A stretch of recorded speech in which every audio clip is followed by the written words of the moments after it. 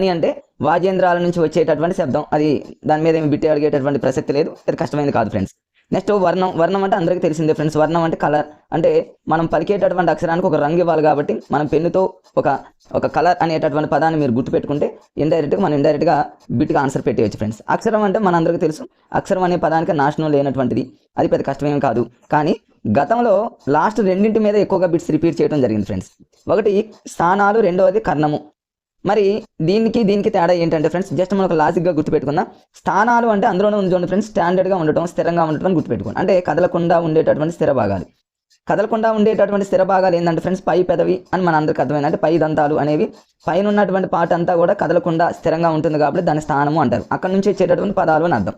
స్థానము అంటే స్థిరంగా, స్టాండర్డ్ అని గుర్తుపెట్టుకోండి ఫ్రెండ్స్. ఈజీగా మనకి ఇంకా అన్ని బిట్స్కి ఆన్సర్లు వచ్చేస్తాయి. ఇక కర్ణము అనేటటువంటిది గతంలో 2-3 సార్లు టెట్ డిఎస్సీలు అడిగారు ఫ్రెండ్స్. ఎక్కువగా ఏపీలో ఈ బిట్ అడగడం జరిగింది. కర్ణ అనగానే మనకు కదులుతూ ఉండేవని అర్థం. అంటే క్రింది భాగము కంటే క్రింది పెదవి కానివ్వండి, క్రింది దంతాలు కానివ్వండి, మరి క్రింది భాగంలో ఉన్నటువంటి నాలుక కానివ్వండి, ఇవన్నీ కూడా కర్ణం కిందకు వస్తాయి. మరి దీన్ని ఎలా గుర్తుపెట్టుకోవాలి? ఇప్పుడు పైదాన్ని స్థానము అంటే ఏమో స్టాండర్డ్ అన్నాం, అంటే స్థిరంగా ఉండేవి. కర్ణము అంటే ఏమో కదులుతూ ఉండేవి. ఎలా గుర్తుపెట్టుకోవాలి? కా అంటే కదులుతూ ఉండేవని గుర్తుపెట్టుకోండి. అదొక లాజిక్గా గుర్తుపెట్టుకోవచ్చు ఫ్రెండ్స్. లేదా గతంలో మీరు చూసుకున్నట్లయితే ఫ్రెండ్స్, కర్ణాలు ఉండేవాళ్ళు. కర్ణాల స్థానంలో విఆర్ఓలు అలా రావడం జరిగింది. విఆర్ఓ వ్యవస్థ కంటే ముందు మనకి సోషల్ పరంగా మనకు తెలుసు విషయం ఫ్రెండ్స్. కర్ణము అంటే కర్ణాలు. గతంలో కర్ణాలు ఏం చేసేవాళ్ళంటే వాళ్ళ డ్యూటీ నిమిత్తం అటు ఇటు కదులుతూ ఉండేవారని గుర్తుపెట్టుకోండి. అంటే కర్ణము అనగానే కర్ణాలు గుర్తుపెట్టుకుంటే వాళ్ళు ఊర్లలో అటు ఇటు తిరుగుతూ అనేక రకాలైనటువంటి సమస్యలకు పరిష్కారం అనే ఒక లాజిక్ గుర్తుంటే ఫ్రెండ్స్, కర్ణము అంటే కదులుతూ ఉండేవని గుర్తుపెట్టుకోవచ్చు. కర్ణాలు కదులుతూ ఉంటారు అనగానే మనకు అన్ని గుర్తొస్తాయి ఫ్రెండ్స్. మనకు చూడండి అన్ని, అంటే క్రింది దంతాలు కానివ్వండి, నాలుకాన్ని. ఇప్పుడు కర్ణాలు వాళ్ళు ప్రతిదీ మాట్లాడతారు, అంటే నాలుగుతో మాట్లాడతారు. మీరు ఎన్ని రకాలుగానే గుర్తుపెట్టుకోవచ్చు. లేదా కర్ణము కాముంది, కదులుతూ అనేటటువంటి పదంలో కాముంది కాబట్టి ఈజీగా బిట్టు పెట్టవచ్చు ఫ్రెండ్స్. పెద్ద కష్టమేమి కాదు. మరి ఈ స్థానము, కర్ణము ఈ రెండింటిని కలిపి ప్రయత్నము అంటారు. జనరల్గా ఫైనల్గా మనం ప్రయత్నం చేయాలి అంటే పైన ఉన్నటువంటి కదలకుండా ఉండే స్థిరంగా ఉండే స్థానము, కదులుతూ ఉండేటటువంటి భాగము, ఈ రెండింటిని కలిపి మనం ప్రయత్నం చేయాలి అనేటటువంటి విషయం గుర్తుపెట్టుకుంటే ఫ్రెండ్స్, ఈజీగా బిట్స్ ఈజీగా మనం పెట్టుకోవచ్చు. చిన్న టాపిక్ ఫ్రెండ్స్, ఇదేముండదు. కానీ చిన్న టాపిక్ అని మనం నెగ్లెక్ట్ చేస్తే 1 బిట్ పోయి మిస్ అయ్యే అవకాశం ఉంటుంది. కాబట్టి టాపిక్ ఈ వర్ణమాల గురించి ఇంతే. తర్వాత వచ్చేసి ఫ్రెండ్స్ నెక్స్ట్ అచ్చులు, హల్లులు, ఉభయాక్షరాలు. సో ఫ్రెండ్స్ వీడియో అనేది కొంచెం ఫాస్ట్గా చెప్పడం జరుగుతుంది. వేరే విషయాలు ఏమీ చెప్పకుండా మనకున్నటువంటి సబ్జెక్ట్ని కొంచెం ఫాస్ట్గా ప్రతి బిట్కు ఒక లాజిక్ని యూజ్ చేసుకుంటూ మీకు ఫాలో అవుతున్నా కాబట్టి ఫ్రెండ్స్, ఇంకా మిత్రులు ఎవరైతే ఉన్నారో సబ్స్క్రైబ్ చేసుకోండి ఫ్రెండ్స్. మరి ఫ్రెండ్స్కి షేర్ చేస్తూ లైక్ చేయండి ఫ్రెండ్స్. ఇప్పుడు చూద్దాం అచ్చులు అనగానే ఒక్కొక్కసారి ఇవ్వచ్చు. ఈ క్రింది మానంలో అచ్చుల సంఖ్య ఎంత, హల్లుల సంఖ్య ఎంత, ఉభయాక్షరాలు అంటే ఎవరికైనా తెలుసు ఫ్రెండ్స్. ఉభయాక్షరాలు అంటే పెద్ద కష్టమేం కాదు. 3 అనేటటువంటి విషయం అది పెద్ద అడగడు. మనం ఏమనుకుంటాం, అచ్చులు హల్లులు తెలుసులే అనుకుంటాం. అచ్చులు అంటే మనం ఆ నుంచి మరి కౌంట్ చేస్తూ ఉండాలి ఫ్రెండ్స్. మనం ఆ నుంచి కౌంట్ చేసుకుంటూ ఉండకూడదు. అచ్చులు అంటే 16, హల్లులు అంటే 37, 37. ఉభయాక్షరాలను పక్కన పెడితే ఫ్రెండ్స్ ఈ రెండింటిని ఎలా గుర్తుపెట్టుకోవచ్చు అని చాలా లాజిక్గా గుర్తుపెట్టుకోవచ్చు. అచ్చుల్లో ఆ అనే పదం ఇచ్చాడు. ఆ అంటే ఇక్కడ చివరిలో 6 అని గుర్తుపెట్టుకోండి. ఆ అంటేనేమో 6 అనేటటువంటి పదం గుర్తుపెట్టుకుంటే అచ్చులు 6, 16 అయిపోయింది ఫ్రెండ్స్. నెక్స్ట్ రెండవది హల్లులు అనగానే దీన్ని ఎలా గుర్తుపెట్టుకుంటే, హల్లుల్లో ఫస్ట్ లెటర్ హెచ్ అని అర్థం. ఈ హెచ్ని మీరు డ్రా చేశారనుకోండి 8 వస్తుంది ఫ్రెండ్స్. ఈ 8లో ఏం చేస్తారంటే 1 సబ్ట్రాక్ట్ చేస్తే 7 అనేటటువంటి లాజిక్ గుర్తుపెట్టినాయి. హెచ్ అంటేనేమో 8 - 1 7. లేదా ఇంకొక లాజిక్ ఉంది ఫ్రెండ్స్. అది మా ఫ్రెండ్స్ కొంతమంది దాన్ని అలా చదివారు. మరి అతను ఎందుకు చెప్తున్నానంటే ఫ్రెండ్స్, ఈ లాజిక్స్ అని ఎందుకు చెప్తున్నానంటే మా 2008 డిఎస్సీలో ఇట్లాంటి లాజిక్స్ ప్రిపేర్ అయ్యే కరీంనగర్ జిల్లాలో టాపర్గా నిలవడం జరిగింది. తను మా రూమ్మేట్ కాబట్టి. సో ఇక్కడ హల్లులోని చివరిలో తను ఎలా ప్రిపేర్ అయ్యాడు, మరి అప్పట్లో డిఎస్సీలో టాపర్గా నిలిచినటువంటి మా ఫ్రెండ్, తన పేరు సతీష్, కరీంనగర్ డిస్టిక్. తను ఎలా ప్రిపేర్ అయ్యాడు, హల్లులు అనగానే తను ఏం చేశాడంటే హల్లుని ఎల్ అని రాసుకున్నాడు ఫ్రెండ్స్. షార్ట్కట్లో ఎల్ని రివర్స్ రాసామనుకోండి 7 లాగా కనిపిస్తుందిగా హల్లులు. అట్లా అచ్చుల్లో అంటే సో ఇక్కడ లు ఉంటుంది, బట్ అల్లులు అనేటటువంటి దాంట్లో 2 ఎల్లులు ఉన్నాయి ఫ్రెండ్స్. అట్లా గుర్తుపెట్టుకున్నాడు తను. ఇక్కడ ఎల్ ఉంది, ఇక్కడ ఎల్ ఉంది, 2 ఎల్లులు ఉన్నాయి కాబట్టి ఒక ఎల్లుగా తీసుకొని 7గా తను గుర్తుపెట్టుకున్నాడు. మేమేమో H - 1 ఇట్లా 7గా గుర్తుపెట్టుకున్నాం. సరే మీరు ఏ రకంగా గుర్తుపెట్టుకున్నాం, మొత్తం మీద హల్లులు 17, 37, అచ్చులు 16 అనే విషయం గుర్తుపెట్టుకున్నాం. నెక్స్ట్ అచ్చులకి మరొక 2 పేర్లు ఉన్నాయి ఫ్రెండ్స్. గతంలో టెట్ టీఆర్టీలో చాలా సార్లు అడిగారు. ఈజీగా ఉంటాయని వదలొద్దు ఫ్రెండ్స్. అచ్చులకి మరొక 2 పేర్లు ఏంటంటే ఫ్రెండ్స్, స్వరాలు, అదేవిధంగా ప్రాణాలు. మరి అచ్చుల్ని స్వరాలు, ప్రాణాలు అని మనం ఎలా గుర్తుపెట్టుకోవాలంటే, ఇక్కడ చూడండి అచ్చుల్లో మొదటి అక్షరం ఏముందంటే ఫ్రెండ్స్, ఆ ఉంది. అచ్చులు అంటే ఆ నుంచి స్టార్ట్ అవుతాయి కదా ఫ్రెండ్స్. ఆ అనగానే ఆ అనేటటువంటిది అమ్మ అంటే మనకి ప్రాణం అని గుర్తుపెట్టుకున్నా, ప్రాణాలు అని గుర్తుపెట్టుకోండి. ప్రాణులు కాదు ఫ్రెండ్స్, దీర్ఘం గుర్తుపెట్టుకోవాలి, ప్రాణాలు అని గుర్తుపెట్టుకోండి. అచ్చుల్లో ఆ ఉంది. ఆ అంటే అమ్మ అని గుర్తుపెట్టుకోండి, లేదా ఆ అంటే మొదటి అక్షరం అని గుర్తుపెట్టుకోండి. ఈ ఆ అనే పదం మన మనిషికి కానివ్వండి ఎవరికైనా ప్రాణం అని పెట్టుకోండి, ప్రాణాలు అని గుర్తుపెట్టుకోండి ఫ్రెండ్స్. మరి ఇక్కడ స్వరాలు ఎలా గుర్తుపెట్టుకుంటారంటే, అచ్చుల నుంచి స్వరాలు, సంగీతాలు వచ్చాయి, సరిగమ 10 నిమిషాలు వచ్చాయని గుర్తుపెట్టుకోండి, స్వరాలు అని గుర్తుపెట్టుకోండి. అచ్చులు అనగానే ఆ అనేది అమ్మ ప్రేమ కాబట్టి స్వరాలు అమ్మ అనేటటువంటి స్వరం అనేటటువంటి దాన్ని మీరు లింక్ చేసుకోండి.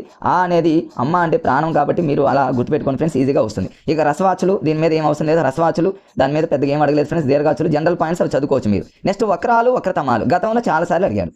ఈ రెండింటికి చాలా మంది కన్ఫ్యూజ్ అవుతుంటారు, కొంతమంది అసలు వీటిని పట్టించుకోరు ఫ్రెండ్స్. చాలా ఈజీగా ఉంటాయి, మనం చిన్నప్పుడు చదివామని. బట్ టైం తీసుకోకుండా బిట్టు పెట్టాలి కాబట్టి కొంచెం లాజిక్గా ప్రిపేర్ అవ్వండి. వక్రాలు అంటే ఏమో జస్ట్ వంకరగా ఉంటాయి. వక్రతమాలు లేదా వృద్ధులు లేదా ప్లుతములు అనేవి మిక్కిలి వంకరగా ఉంటాయి. మిక్కిలి వంకరగా అంటే చూడండి, ముసలవాళ్ళు అంటే వృద్ధులు అని గుర్తుపెట్టుకోండి. వృద్ధులు ఎప్పుడు మిక్కిలి వంకరగా ఉంటారని గుర్తుపెట్టుకోండి. వాళ్ళని ఏమంటారంటే ప్లుతములు అని గుర్తుపెట్టుకోండి. ప్లుతము అనే పదాన్ని మీరు ఎలా గుర్తుపెట్టుకుంటారంటే, వృద్ధులు అనేవాళ్ళు మిక్కిలి వంకరగా ఉండేటటువంటి వాళ్ళు ఎలా ఉంటారంటే, వాళ్ళు ప్లుతములు అంటే వాళ్ళకు పుల్లలాగా ఉంటారని గుర్తుపెట్టుకోండి. వృద్ధులు ఆ వయసులో ఒక పుల్లలాగా ఉంటారంటే ప్లుతములు అని గుర్తుపెట్టుకోండి. మిక్కిలి వంకరగా ఉండేవి ఉన్నాయి ఫ్రెండ్స్. మనకు ఐ అనేటటువంటిది మనకి జనరల్గా ఐ అనేటటువంటిది మిక్కిలి వంకరి, ఔ అనేటటువంటిది మిక్కిలి వంకరి. మిక్కిలి వంకరగా ఉన్న పదాలు ఐ ఔ, ఈ రెండు మిక్కిలి వంకరగా ఉన్నాయి కాబట్టి వృద్ధులు ముసలోళ్ళు అలా అనేటటువంటి హాస్యంగా గుర్తుపెట్టుకుంటే, ముసలివారు వృద్ధులు, వక్రతమాలు అంటే వాళ్ళు వంకరగా ఉంటారు, వాళ్ళు పుల్లల్లాగా ఉంటారని హాస్యంగా గుర్తుపెట్టుకుంటే ఫ్రెండ్స్ మనం బిట్టు పెట్టడానికి అవకాశం ఉంటుంది. మిగిలిన వక్రాలు ఫ్రెండ్స్. ఇక వక్రాలు అంటే మనందరికీ తెలుసు, ఏ అంటే ఐ ఉండదు ఫ్రెండ్స్, ఓ ఈ రెండు జస్ట్ వంకరగా ఉంటే వక్రాలు అని గుర్తుపెట్టుకోండి. నెక్స్ట్ ఫ్రెండ్స్, ఇక వీటి మీద గతంలో చాలా సార్లు బిట్స్ అడగడం జరిగింది. వీటిని గుర్తుపెట్టుకోవడానికి చాలా లాజిక్స్ ఉన్నాయి ఫ్రెండ్స్. ఇప్పుడు చూడండి, ఫస్ట్ బిట్ వచ్చేసి కంఠ్యములు అంటాడు, తాళమ్యములు అంటాడు. జస్ట్ చూద్దాం.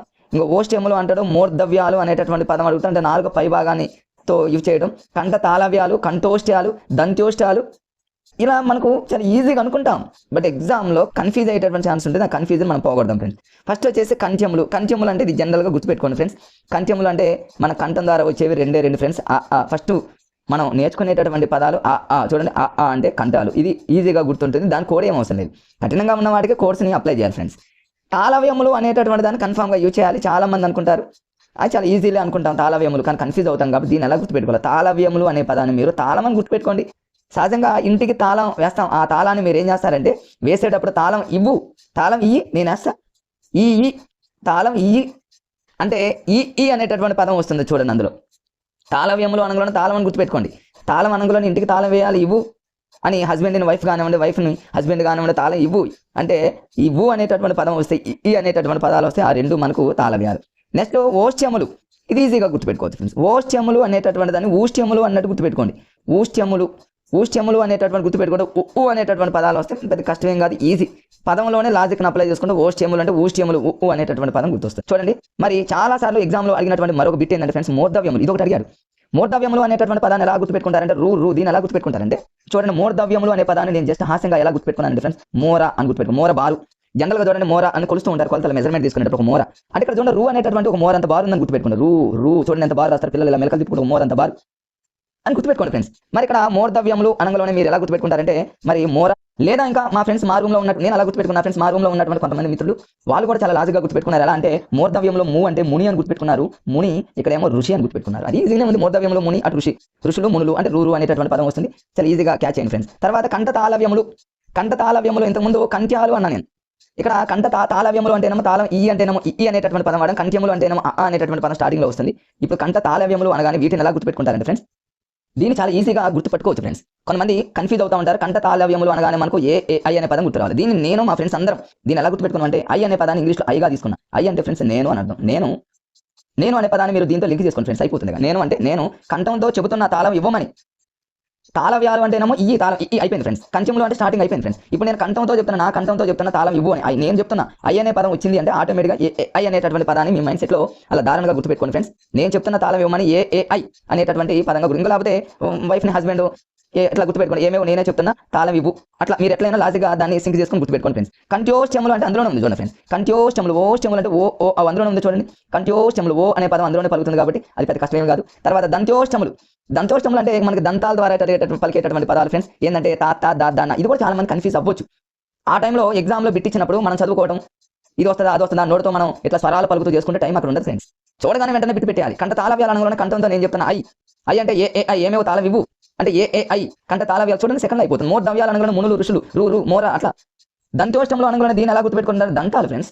సహజంగా ముసలి వాళ్ళకి దంతాలు ఉండవు, అంటే వాళ్ళని తాత అంటారు చూడండి. దంతాలు ఉండవు. తాత అనగానే తాత దాదా నా, తాత ఇటురా, దాదా అంటే ఇట్లా మీకు తాత వస్తే దాదా నా అనే పదాలు వస్తాయి కాబట్టి ఇట్లా మీరు దంత్యోష్టములు అంటే ముసలి వాళ్ళకి దంతాలు ఉండవు కాబట్టి తాత అనే పదంతో లింక్ చేసుకుంటే సెకండ్లలో మీరు ఆన్సర్ పెట్టవచ్చు ఫ్రెండ్స్. ఇలాంటి లాజిక్స్ తో చదువుకోండి.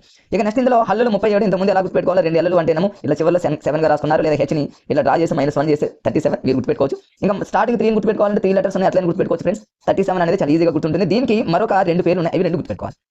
అచ్చులకి 2 పేర్లు ఉన్నాయి ఫ్రెండ్స్, స్వరాలు, ప్రాణాలు. అచ్చులు అంటే ఆ అంటే అమ్మ ప్రేమ అనేది మనందరికి ప్రాణం కాబట్టి ప్రాణాలు. అచ్చులతో ఆ అమ్మతోనే స్వరాలు వస్తాయి కాబట్టి స్వరాలను గుర్తుపెట్టుకున్నాం. బట్ ఇక్కడ వ్యంజనాలు, ప్రాణులు, నువ్వు అనే పదం వచ్చింది. దీన్ని ఎలా గుర్తుపెట్టుకోవాలి, దీన్ని కూడా మనం చాలా లాజిక్గా మనం దీన్ని గుర్తుపెట్టుకోవచ్చు ఫ్రెండ్స్. ఎలా గుర్తుపెట్టుకుంటామంటే దీన్ని చూడండి, జనరల్గా దీన్ని గుర్తుపెట్టుకోవడానికి 2 టెక్నిక్స్ ఉన్నాయి. అందులో ఒక టెక్నిక్ ఏంటంటే ఫ్రెండ్స్, దీన్ని చూడండి, ఇక్కడ హల్లులు అని మీరు ఏమనుకుంటారంటే నల్లులు అనుకోండి, మేము నల్లులు అనుకున్నాం. నల్లుని సహజంగా అవి బాగా కొడతా ఉంటాయి కాబట్టి వాటిని చంపడానికి మనం ఎన్నో రకాలైనటువంటి వ్యంజనాలు అంటే కెమికల్ అనుకోండి, కొన్ని ఎన్నో రకాలైనటువంటి మరి రసాయనాలను, వ్యంజనాలను ఇట్లా యూజ్ చేస్తాం అనేటటువంటి లాగా మీరు యూజ్ చేసుకున్నట్లయితే, లేదా మీకు ఇంకేమైనా అనిపిస్తే ఫ్రెండ్స్, హల్లుని నల్లులుగా మీరు ఊహించుకోవడం, ఇంకా వేరే విధంగా దాన్ని ఈ వ్యంజనాలకి లింక్ చేసి గుర్తుపెట్టుకుంటే లైఫ్లో మర్చిపోం ఫ్రెండ్స్. మరి ప్రాణులు అనే పదాన్ని ఎలా గుర్తుపెట్టుకుంటాం, అక్కడ మనం అచ్చుల్లో అనేటటువంటిది ప్రాణాలు ప్రాణాలు అని గుర్తుపెట్టుకున్నప్పుడు, మరి ఇక్కడ వ్యంజనాలలో సారీ ఫ్రెండ్స్ ప్రాణుల్లో అది నాకు దీర్ఘం వచ్చింది కాబట్టి లేనిది ఏదైతే ఉంటుందో అదే గుర్తుపెట్టుకోండి ఫ్రెండ్స్. ప్రాణులు అక్కడ దీర్ఘం వచ్చింది. అచ్చులకి ఇంకోటి ఉంటుంది ఫ్రెండ్స్, అది కూడా మా ఫ్రెండ్స్ మరి అచ్చులు అనేటటువంటి దాన్ని ప్రాణాలు, అదేవిధంగా హల్లుల్ని ప్రాణులు కన్ఫ్యూజ్ అవుతున్నారు కాబట్టి రెండింటికి కొంతమంది ఇంకో రకంగా గుర్తుపెట్టుకుంటారు. ఇప్పుడు అచ్చుల్లో ఆ ఉంది ఫ్రెండ్స్, ఆ తర్వాత రెండో పదం ఆ అనే పదం కూడా వస్తుంది, అంటే ఆనే సాగ తీసేది కాబట్టి ప్రాణాలు అనేటటువంటి ఆ అంటే రెండో ఆగా మీరు ఊహించుకున్నట్టయితే ప్రాణాలు అని గుర్తుపెట్టుకోండి. ఇక ఆటోమేటిక్గా హల్లులు అంటే దీర్ఘం వచ్చింది కాబట్టి ఫ్రెండ్స్ అక్కడ దీర్ఘం రాదు, కొమ్ము వస్తుంది, ప్రాణులు.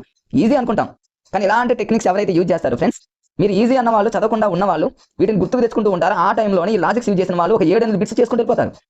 మన ఎగ్జామ్లో కూర్చొని ఎవరైతే టైంని సేవ్ చేసుకుంటూ వేగంగా చేసుకుంటూ ముందుకెళ్తా ఉంటారో వాళ్ళకి తెలియకుండానే వాళ్ళలో కాన్ఫిడెన్స్ పెరుగుతుంది, ఆ రూమ్లోనే నాకు జాబ్ కన్ఫర్మ్ కానీ.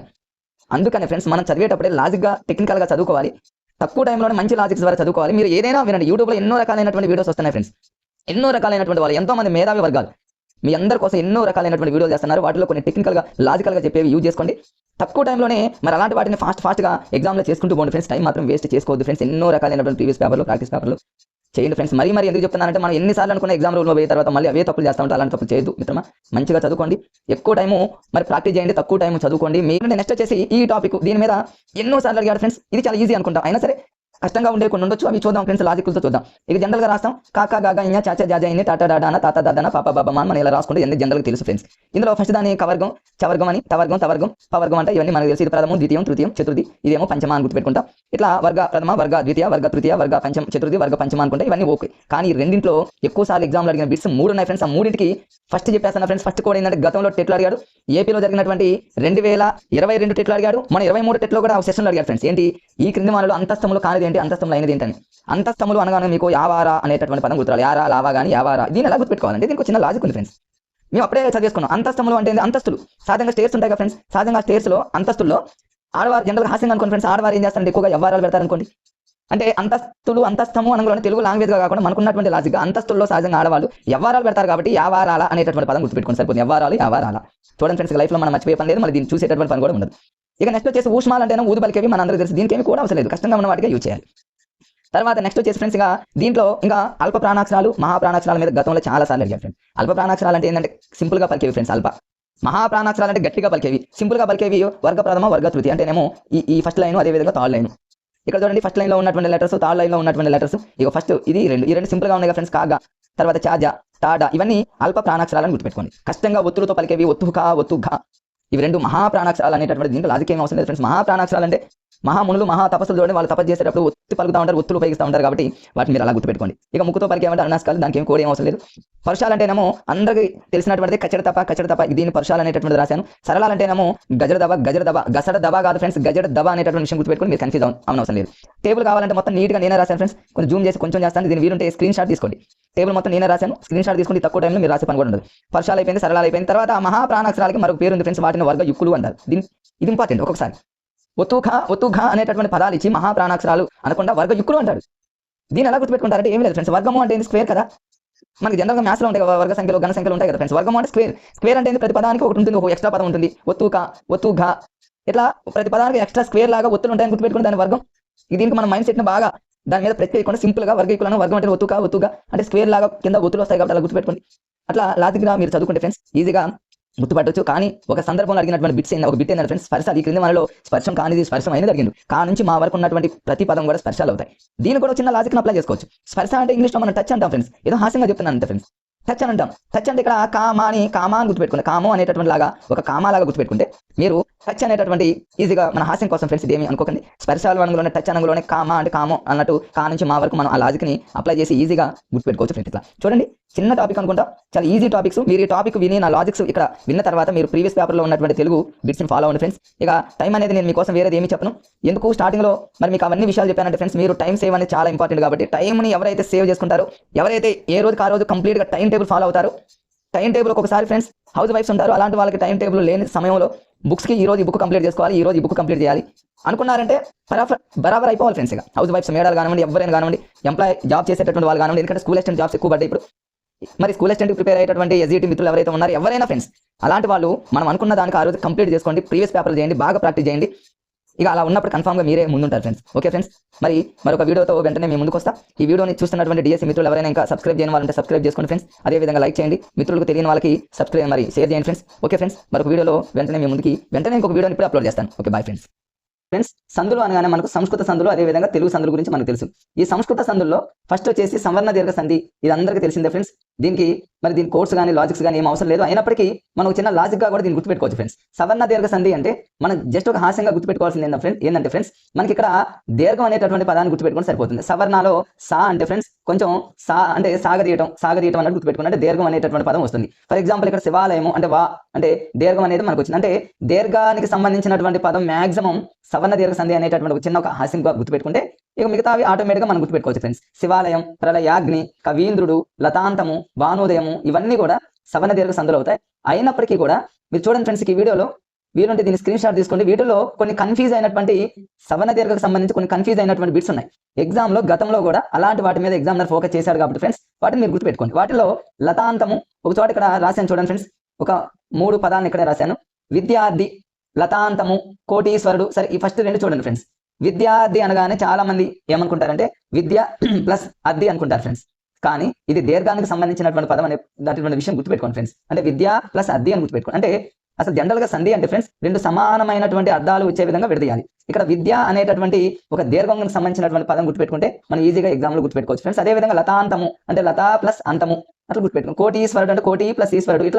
ఇట్లాంటి వాటిని కనుక మనం ఫోకస్ చేసి ఒక చోట రాసుకొని గుర్తుపెట్టుకుంటే ఫ్రెండ్స్ మనం ఈజీగా మిగతావన్నీ ఎవరైనా గుర్తుపెట్టుకుంటారు. ఇప్పుడు శివాలయము ఉంది ఫ్రెండ్స్, శివ ప్లస్ ఆలయము ఈజీ. అంటే అకారానికి ఆ అనేది వచ్చింది అనుకోండి, దీర్ఘం అనేది ఆదేశంగా వస్తుంది. ప్రళయాగ్ని, ప్రళయ ప్లస్ అగ్ని, కవీంద్రుడు, కవి ప్లస్ ఇంద్రుడు ఇవన్నీ ఓకే. లతాంతము అనగానే లతా దీర్ఘం రావాలి ఫ్రెండ్స్. ఇట్లాంటి చిన్న లాజిక్స్ అలాంటివి మీరు నోట్బుక్ లో నోట్ చేసుకోండి ఫ్రెండ్స్. సవర్ణ దీర్ఘ సంధి అనేది చాలా ఈజీగా ఉంటుంది. ఇక్కడ చూడండి ఫ్రెండ్స్, మరి ఇక్కడ పితృణము అన్నాడు అనుకోండి, పితృ ప్లస్ రుణము ఇట్లా జనరల్ గా గుర్తుపెట్టుకుని విద్యార్థి ఇవన్నీ చాలా ఈజీగా గుర్తుపెట్టుకోవచ్చు ఫ్రెండ్స్. అది సవర్ణ దీర్ఘకు సంబంధించి. నెక్స్ట్ వచ్చేసి గుణసంధి. గుణసంధి అనగానే మరి వీటిని చాలా మందికి చిన్నప్పుడు మనం స్కూల్ లెవెల్లో మరి ఈ సూత్రాలను మనం బైహార్ట్ చేస్తుంటాం కాబట్టి ఈజీగా గుర్తుంటుంది. ఈ ఊరులకు మరి అకారానికి ఈ ఊరులు పరమైతే ఏ ఓ అర్ అనేటటువంటి 3 పదాలు ఏకాదశంగా వస్తాయి అనేటటువంటి విషయం గుర్తుపెట్టుకోవాలి. కానీ ఇక్కడ మనం కన్ఫ్యూజ్ అయ్యేది ఎక్కడంటే ఫ్రెండ్స్, ఇక్కడ అర్ అనే పదం వస్తుందా ఆర్ అనే పదం వస్తుందా అనేది మనం కేర్గా మనం గుర్తుపెట్టుకోవాలి ఫ్రెండ్స్. అర్ అనే పదమే గుర్తు రావాలి. ఇక్కడ అకారానికి ఈ ఊరులు పరమైనప్పుడు వరుసగా ఏ ఓ అర్లు ఏకాదేశం అవుతాయి అనేటటువంటి విషయం గుణసంధికి గుర్తుపెట్టుకోవాలి. మరి దీంట్లో ఆర్ని కన్ఫ్యూజ్ లేకుండా ఎలా గుర్తుపెట్టుకోవచ్చు అంటే నేను జనరల్గా ఎలా గుర్తుపెట్టుకున్నాను అంటే ఫ్రెండ్స్, గుణ అంటే గుణసంధిలో దీన్ని ఎలా గుర్తుపెట్టుకున్నాను అంటే గుణము అని గుర్తుపెట్టుకున్నాను. ఒక మనిషికి గుణము అనేది మరి ఎంత ఉంటుందంటే ఒక అర అని గుర్తుపెట్టుకున్నాను నేను. అర అంటే నేను ఇక్కడ అర అని గుర్తుపెట్టుకున్నాను ఫ్రెండ్స్. అర అంటే ఆఫ్ అంటే ఒక సగము గుణము మంచిదని సగము గుణము మరి చెడ్డది అన్నట్టు గుర్తుపెట్టుకున్నాను నేను. గుణసంధి అనగానే నాకు గుణము అనగానే అర అని గుర్తుపెట్టుకున్నాను. అర అంటే ఇక్కడ అర అని గుర్తుపెట్టుకున్నాను నేను. ఇక మిగతా ఆటోమేటిక్గా ఏవో అనేటటువంటి పదాలు ఆటోమేటిక్గా గుర్తుంటే అది కన్ఫ్యూజ్ ఏమీ లేదు ఫ్రెండ్స్. ప్రతిదానికి మనం హార్డ్గా ఉన్నదానికి ఒక కోడ్ కానీ ఒక లాజిక్ కానీ అప్లై చేయాలి కానీ ఫ్రెండ్స్. ప్రతిదానికి మనం కోర్స్ లాజిక్స్ యూజ్ చేస్తే మరి ఇబ్బందికరమైన పరిస్థితులు ఉంటాయి కాబట్టి ఫ్రెండ్స్ ఇక్కడ అర్ అనేటటువంటి గుర్తుపెట్టుకోవడానికి మీకు గుణానికి సంబంధించి లింక్ చేస్తా ఫ్రెండ్స్. మరి ఇక్కడ ఏవో అర్లు ఏమంటారంటే గుణాలు అంటారు. ఇక దీనికి సంబంధించి మీరు ఈజీగా అది ఫార్ములాని బట్టి మీరు ఈజీగా క్యాచ్ చేస్తారు ఫ్రెండ్స్. ఇక్కడ దేవేంద్రుడు అంటే ఏకారం అనేటటువంటి ఏ అనేటటువంటి పదం వచ్చింది కాబట్టి అది గుణసంధి. దీనికి ఇది వచ్చేసింది. సూర్యోదయం ఓ అనేటటువంటి పదం వచ్చింది. రాజర్షి అర్ అనేటటువంటి పదం కాబట్టి గుణసంధికి సంబంధించింది చాలా ఈజీగా ఉంటే ఫ్రెండ్స్. ఇందులో పెద్ద కష్టమైన ఏముండవు, దానికి లాజిక్స్ ఏం అవసరం లేదు. కానీ వృద్ధి సంధికి సంబంధించి మరి ఇక్కడ నుంచి ప్రతి సంధికి కూడా ఒక లాజిక్ మనం అప్లై చేయొచ్చు ఫ్రెండ్స్. సవర్ణ దీర్ఘ సంధి కానీ గుణసంధి కానీ చాలా ఈజీగా ఉండే కాబట్టి అది కన్ఫ్యూజ్ ఏముండదు. వృద్ధి సంధికి సంబంధించి మరి దీన్ని ఎలా గుర్తుపెట్టుకోవాలి, నేను ఇక్కడ ఒక కోడ్ ఇక్కడ జస్ట్ ఇక్కడ రాసే చూడండి ఫ్రెండ్స్. వృద్ధి అంటే నేను వృద్ధులు అని అనుకున్నా ఫ్రెండ్స్. వృద్ధులు అంటే ముసలివాళ్ళు. మరి ముసలివాళ్ళు ఇంట్లో ఉన్నటువంటి వృద్ధులు మిక్కిలి వంకరగా ఉంటారని గుర్తుపెట్టుకోండి. మిక్కిలి వంకరగా ఉన్నటువంటి పదాలు ఏమన్నాయి ఫ్రెండ్స్, ఇక్కడ చూడండి. మిక్కిలి వంకరగా ఉన్నటువంటి పదాలు ఏమేమి ఉన్నాయంటే ఐ అనేటటువంటిది, ఐ కారం, ఔ కారం, ఆర్ అనేటటువంటి పదం, ఇక్కడ ఆర్ అని గుర్తుపెట్టుకోండి ఫ్రెండ్స్. అంటే ఇక్కడ వృద్ధి సంధిలో వృ అంటే అందులో రకారం పలుకుతుంది చూడండి ఫ్రెండ్స్. ఎలా అంటే ఇంగ్లీష్లో ఆర్ అనుకోండి, ఆర్ అంటే తెలుగులో మనం ఎలా రాస్తాం అనేటటువంటి విషయం గుర్తుపెట్టుకోండి ఫ్రెండ్స్. ఇక్కడ అర్ అనేటటువంటి పదం కాదు ఫ్రెండ్స్, ఆర్ అనేటటువంటి పదం వస్తుంది. మిక్కిలి వంకరగా ఉండేది, మిక్కిలి వంకరగా ఉన్నటువంటి వృద్ధులు అనగానే ఐ మిక్కిలి వంకరగా ఉన్నది ఒక వృద్ధి పదం. ఔ తర్వాత ఆర్ అంటే ఐ కానివ్వండి, ఔ కానివ్వండి, ఆర్ అనేటటువంటి పదాలు ఏకాదేశం అవుతాయి అనేటటువంటి విషయం వృద్ధి సంధికి మీరు ఇక దీనికి సంబంధించి ఎగ్జాంపుల్స్ మీకు అవసరం లేదు ఫ్రెండ్స్. ఇక టెక్స్ట్ బుక్ లో ఉన్నటువంటి ప్రతి ఎగ్జాంపుల్ మీకు నోటెడ్ కాబట్టి ఇందులో పెద్ద కష్టమే ఉండదు ఫ్రెండ్స్. సురైక అంటేనేమో మరి మీకు ఆటోమేటిక్ అర్థమైపోయింది, సురా ప్లస్ ఏక అని, అష్టైశ్వర్యము అంటే అష్టా ప్లస్ ఐశ్వర్యం అని. కానీ ఇక్కడ ఈ వృద్ధి సంధికి సంబంధించి కొన్ని కన్ఫ్యూజ్ అయినటువంటి బిట్స్ రెండు ఉన్నాయి ఫ్రెండ్స్. ఆ రెండు మరి ఎగ్జామినర్ ఫోకస్ చేశాడు గతంలో, మళ్ళీ ఇచ్చేటటువంటి అవకాశం ఉంది కాబట్టి వాటిని మనం ఒక చోట నేను ఇక్కడ రాసాను చూడండి ఫ్రెండ్స్. ఇక్కడ మనం ఇక్కడ రాసే చూడండి, ఐ కానివ్వండి, అవు కానివ్వండి, ఆర్ ఈ మూడింటిని వృద్ధులు అంటారు.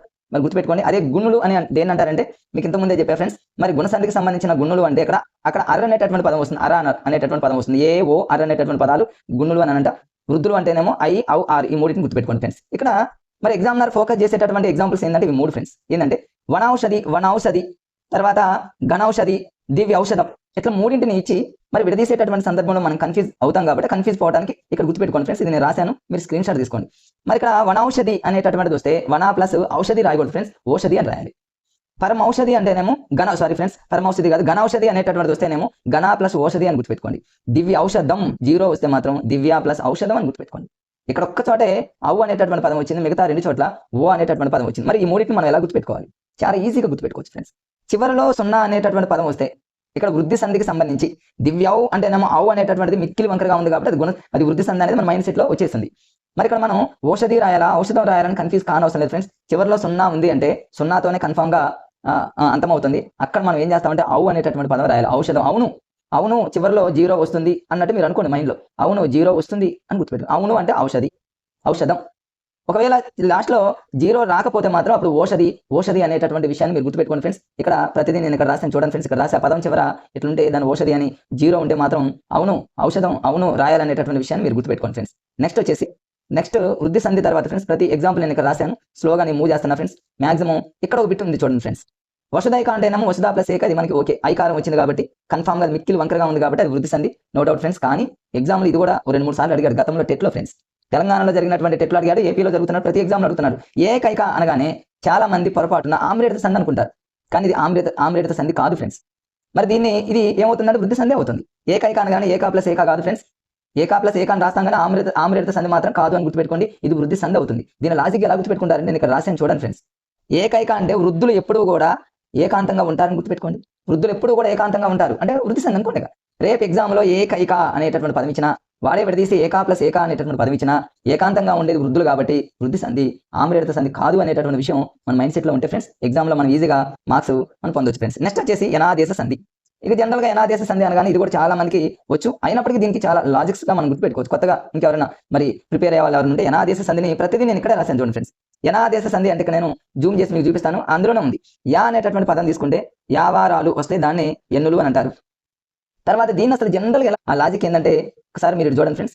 యనాదేశ సంధికి సంబంధించి నేను ఒక హాస్యంగా నేను ఆ రోజులు అట్లా నోట్ చేసుకున్నా. ఇది నా మెటీరియల్ ఫ్రెండ్స్. నా మెటీరియల్లో మరి నాకు జస్ట్ అట్లా హాస్యంగా కొన్ని గుర్తుపెట్టుకొని చదువుకున్నా, నాకు కొంచెం ఈజీగా ఉండడం కోసం నేను ఏం రాసుకున్నానంటే కోడ్ ఇక్కడ రాసుకున్నా చూడండి. యనాదేశ సంధి అనుకుంటే అక్కడ నాకు మైండ్ సెట్ లో రావడానికి యనాదేశ సంధి అంటే నేను ఎలా గుర్తుపెట్టుకున్నానంటే యనాదేశ సంధి అంటే వ్యవహారాలు అని గుర్తుపెట్టుకున్నా. సాధంగా చూడండి, ఈ ఊరోళ్ళకి అది ఏ ఊరైనా కావచ్చు, జస్ట్ హాస్యంగా ఫ్రెండ్స్. ఈ ఊరోళ్ళకి వ్యవహారాలు కావాలి అని గుర్తుపెట్టుకుని కోడ్ లాగా రాసుకున్నా. ఈ ఊరోళ్ళకు అంటేనేమో ఈ ఊరు, ఇక్కడ చూడండి ఈ ఊరులకు మరి వ్యవహారాలు కావాలి. వ్యవహారాలు అంటేనేమో యావారాన్ని అట్లా హాస్యంగా వెంటనే రావడం కోసం ఫ్రెండ్స్. ఈ ఊరులకు వ్యవహారాలు అనే పదం గుర్తుకు రానప్పుడు యనాదేశ సంధినేమో వ్యవహారాలు అనుకున్నాను. ఈ ఊరులకు వ్యవహారాలు కావాలని గుర్తుపెట్టుకున్నా. వ్యవహారాలు ఏమంటారంటే ఎన్నులు అనేటటువంటి జస్ట్ ఒక హాస్యంగా నేను గుర్తుపెట్టుకున్నా. మొత్తానికి ఇక్కడ నోట్ చేసా ఫ్రెండ్స్. ఈ ఊరులకు వ్యవహారాలు కావాలి అట్లా ఏదో హాస్యంగా గుర్తుపెట్టుకుని ప్రతిదీ మీకు వచ్చేస్తాయి. అత్యంత ఎకారం వచ్చేసింది. ఇక వ్యవహారాలన్నీ యనాదేశ సంధి. అత్యంత, ప్రత్యుత్తరం, గురువాజ్ఞ, తర్వాత వచ్చేసి పిత్రాంశ, మరి ఇట్లా అన్ని అందులో ప్రతిదీ మీకు ఇవన్నీ వచ్చేస్తాయి ఫ్రెండ్స్. ఇందులో మరి అభ్యున్నతి ఇవన్నీ కన్ఫ్యూజ్ ఉండవు. ఎకారం, అన్వస్త్రం, అను ప్లస్ అస్త్రం, మరి ఇట్లా వకారం వచ్చింది కాబట్టి ఇట్లా అవన్నీ ఈజీగానే గుర్తుపెట్టవచ్చు ఫ్రెండ్స్. ఈ ఊరులకు వ్యవహారాలు కావాలి అనేటటువంటి లాజిక్ గుర్తుపెట్టుకోండి. అంతకుముందు వృద్ధి సంధి అంటేనేమో వృద్ధులు అంటేనేమో మిక్కిలి వంకరగా ఉండేవాళ్ళు అంటేనేమో ఐ వంకరగా ఉంది, ఔ వంకరగా ఉంది, ఆర్ అనేటటువంటి పదాన్ని గుర్తుపెట్టుకుంటే ఉంది. అదే అర్ అనేటటువంటిది ఎక్కడ వస్తుందంటే ఫ్రెండ్స్ గుణసంధిలో వస్తుంది. గుణ అంటేనేమో గుణము అరే ఉంటుంది కాబట్టి అర్ అనేటటువంటి ఏ ఓ అర్ అక్కడ దాన్ని అట్లా గుర్తుపెట్టుకుంటే కొంచెం ఫాస్ట్ గా మనం టైం అనేది సేవ్ అవుతుంది ఫ్రెండ్స్. నెక్స్ట్ అనునాసిక సంధి ఫ్రెండ్స్. మరి అనునాసిక సంధి అనగానే ముక్కుకు సంబంధించి పలికేది ఇవన్నీ అందరికీ తెలుసు. మరి ఇక్కడ కచ్చడి తబలకు మరి ఈ అనువం ముక్కుతో పలికేటటువంటి పదాలు ఏకాదేశం అవుతాయి. దీంట్లో ఏం కన్ఫ్యూజ్ ఏమి ఉండదు ఫ్రెండ్స్, ప్రతి ఒక్కళ్ళు దీన్ని గుర్తిస్తారు, దీనికి ఏమి లాజిక్ ఏం అవసరం లేదు. మరి చుత్వ సంధి, ఇది గతంలో దీని మీద కూడా బిట్స్ అడిగాడు టెట్లో అట్లాంటి వాటిలలో. మరి చుత్వ సంధిని ఎలా గుర్తుపెట్టుకోవాలి? చుత్వ సంధి అనగానే చాలా మందికి సకార తవర్గాలకు షకార చవర్గాలకు పరమైతే షకార చవర్గాలు వస్తాయి. ఇది ఓకే, చూడగానే వెంటనే గుర్తుపెట్టుకోవడానికి ఒక చిన్న నేను లాజిక్ ఒకటి రాసుకున్నా ఫ్రెండ్స్. చుత్వ సంధికి లాజిక్ నేను రాసుకున్న లాజిక్ ఏంటంటే, చుత్వ అంటే ఏంటంటే ఫ్రెండ్స్ స్తుతించడం అని గుర్తుపెట్టుకున్నాను. దేవుణ్ణి ఏం చేస్తారంటే స్తుతిస్తారు. మరి దేవుణ్ణి స్తుతించేటప్పుడు ఏం చేస్తారు? ఎవరంటేనేమో జగజ్జననిగా ఫ్రెండ్స్, జగజ్జననిని స్తుతిస్తారని గుర్తుపెట్టుకున్నా. జగజ్జనని అంటేనేమో జగత్ ప్లస్ జనని. ఇక్కడ నేను రాసే చూడండి, ఆ ఒక్క పదం గుర్తొస్తే మొత్తం మీకు అన్ని ఎగ్జాంపుల్స్ వస్తాయి ఫ్రెండ్స్. జగజ్జననిని స్తుతిస్తారు కాబట్టి జగత్ ప్లస్ జనని అనేటటువంటి లాజిక్ గుర్తొస్తే ఇక అన్ని ఎగ్జాంపుల్ చూడండి. ఇక్కడ నిశ్చింత జగత్ జనని అన్న మనం, ఇక్కడ నిశ్చింత అనగానే నిస్ చింత, సచ్చరిత్ర సత్ప్రచరిత్ర చూడండి చివరిలో ఇట్లా మనకి జగత్ అట్లా అన్ని ఉన్నాయి కాబట్టి మనం ఈజీగా క్యాచ్ చేయొచ్చు ఫ్రెండ్స్. తర్వాత జస్వ సంధి. ఈ జస్వ సంధిని ఎలా గుర్తుపెట్టుకోవాలంటే నేను ఒక చిన్న హాస్యంగా ఇక్కడ రాసే చూడండి ఫ్రెండ్స్. జస్వ సంధి అంటే జస్వత్ అనేటటువంటి ఒక పిల్లవాడు చాలా సద్గుణుడు అని గుర్తుపెట్టుకోండి. సద్గుణుడు అంటే సత్ ప్లస్ గుణుడు అనేటటువంటి పదాన్ని మీరు గుర్తుపెట్టుకోండి. ఇక అన్ని వచ్చేస్తాయి కదా. సద్గుణుడు అనగానే జస్వత్ అనే పిల్లవాడికి మీరు లింక్ చేసుకుంటే సత్ ప్లస్ గుణుడు అనేటటువంటి పదం వస్తే ఇక అన్ని మీకు ఈజీగా వచ్చేస్తాయి ఫ్రెండ్స్. ఇక్కడ చూడండి, వాగ్దేవి అంటే వాక్ ప్లస్ దేవి అని, దిగంతం అంటే దిక్ ప్లస్ అంతమని. అంటే జనరల్గా ఏంటంటే కచ్చరి తబలకు గజర తబలు వస్తాయి అనేటటువంటి విషయం మీ అందరికీ తెలుసు. ఇవన్నీ మీరు ఈజీగా విసర్గ సంధి. నెక్స్ట్ వచ్చేసి ఫ్రెండ్స్ తెలుగు సంధులు. ఇక తెలుగు సంధులు అనగానే మనందరికీ అత్వసంధి అని, ఇత్వసంధి అని, ఉత్వసంధి అని ఇలా సంధులు రకరకాలైనటువంటి తెలుగు సంధులు ఉంటాయి. మరి ఈ మూడింటికి సంబంధించి ఈజీగా ఉంటాయి ఫ్రెండ్స్. అత్వసంధికి సంబంధించినటువంటి ఎగ్జాంపుల్స్ మనం క్యాచ్ చేస్తాంలే కానీ ఎగ్జామ్లో తరచుగా అడిగేటటువంటి బిట్ ఏంటంటే అత్తున ఖర్చు పరమైతే సంధి ఏమవుతుంది అంటారు ఫ్రెండ్స్. బహుళము అని, ఒక్కోసారి బహుళము అని, వైకల్పికం అని, నిత్య సత్యము అని ఇట్లా కన్ఫ్యూజ్ అయ్యేటటువంటి అవకాశం ఉంది. అత్వసంధి అంటేనేమో బహుళము. ఇంకోటి చూద్దాం ఫ్రెండ్స్. ఇత్వసంధి అంటేనేమో కంటిన్యూషన్ లో చూడండి ఫ్రెండ్స్. ఇత్వసంధి అంటేనేమో చూడండి, ఇక్కడ ఇత్వసంధి అంటేనేమో వైకల్పికం అని అర్థం, ఇది గుర్తుపెట్టుకోవాలి. లాస్ట్ లో అది ఉత్వసంధి అంటేనేమో సంధి నిత్యము. ఈ మూడింటిని గుర్తుపెట్టుకోవాలి. ఈ మూడింటిని లాజిక్ గా ఎలా గుర్తుపెట్టుకుంటాం అంటే ఇక్కడ నేను రాస్తా చూడండి ఫ్రెండ్స్. అత్వసంధి, ఇత్వసంధి, ఉత్వసంధి. అత్వసంధి అంటేనేమో మన జనరల్ ఈ రోజు గుర్తుండొచ్చు ఏమని, బహుళము అని. ఇత్వసంధి అంటేనేమో వైకల్పికము అని, ఉత్వసంధి అంటేనేమో నిత్యము అని. ఈ మూడింటిని గుర్తుపెట్టుకోవడానికి మీరు ఎలా గుర్తుపెట్టుకుంటారంటే, భవాని అనేటటువంటి అమ్మాయికి ఈ 3 సందులు నేర్పామని గుర్తుపెట్టుకోండి. లేదా భవాని అనేటటువంటి అమ్మాయి అత్వ ఇత్వ ఉత్వ 3 సందులు నేర్చుకుందని గుర్తుపెట్టుకోండి. ఇప్పుడు చూడండి, భవాని అంటేనేమో బహుళము అని గుర్తుపెట్టుకోండి, ఇది అత్వసంధి. వా అంటేనేమో వైకల్పికము, ఇది ఇత్వసంధి అని గుర్తుపెట్టుకోండి. నీ అంటేనేమో నిత్యము, ఇది ఉత్వసంధి అని గుర్తుపెట్టుకోండి. చూడండి ఫ్రెండ్స్, అయిపోయిందిగా. ఇక మనం కన్ఫ్యూజ్ కాని అవసరం లేదు. భవాని అనేటటువంటి పేరుతో అత్వ ఇత్వ ఉత్వ అనేటటువంటి వాటిని గుర్తిస్తే ఇక మిగతా అన్ని చాలా ఈజీగా మనం క్యాచ్ చేస్తాం ఫ్రెండ్స్. నెక్స్ట్ ఎడాగమ సంధి. ఇక ఎడాగమ సంధి అనగానే మనందరికీ ఇక్కడ ఎకారం వస్తుంది అనేటటువంటి విషయం అందరికీ తెలుసుగా ఫ్రెండ్స్. ఎకారం వచ్చేదాన్ని మనం ఎడాగమ సంధి అంటారు. అందులో అది పెద్ద కన్ఫ్యూజ్ ఏముండదు, ఈజీగా మనం క్యాచ్ చేస్తాం. నెక్స్ట్ వచ్చేసి త్రిక సంధి. త్రిక సంధి అనేది వెరీ వెరీ ఇంపార్టెంట్. ఏంటి అసలు త్రికాలు ఏంటి? మనకి ఎప్పుడైనా త్రికాలు గుర్తుకు రానప్పుడు 3 అంటేనేమో 3 అనేటటువంటి విషయం గుర్తుంది. ఆ 3 నేను ఇక్కడ రాసే చూడండి ఫ్రెండ్స్. త్రిక సంధిని అక్కడ ఇక్కడ ఎక్కడ ఈ మూడింటిని అలా గుర్తుపెట్టుకోండి. 3 అంటేనేమో 3 పదాలు. ఏంటా 3 పదాలు? అక్కడ ఇక్కడ ఎక్కడ, అక్కడ ఇక్కడ ఎక్కడ అని గుర్తుపెట్టుకోండి. అంటే అక్కడ అంటేనేమో ఆ అనే పదం వచ్చింది, ఇక్కడ అంటేనేమో ఈ అనే పదం వచ్చింది, ఎక్కడ అంటేనేమో ఏ అనే పదం వచ్చింది. ఆ 3 పదాలను మనం గుర్తుపెట్టుకుంటే ఇక మనకు దీర్ఘాలు అనమాట. ఇక్కడ అక్కడ అంటేనేమో ఆ అనేటటువంటి దీర్ఘం గుర్తుపెట్టుకోండి, ఇక్కడ అంటేనేమో ఈ అనే దీర్ఘం గుర్తుపెట్టుకోండి, ఎక్కడ అంటేనేమో ఏ అనే దీర్ఘం గుర్తుపెట్టుకోండి.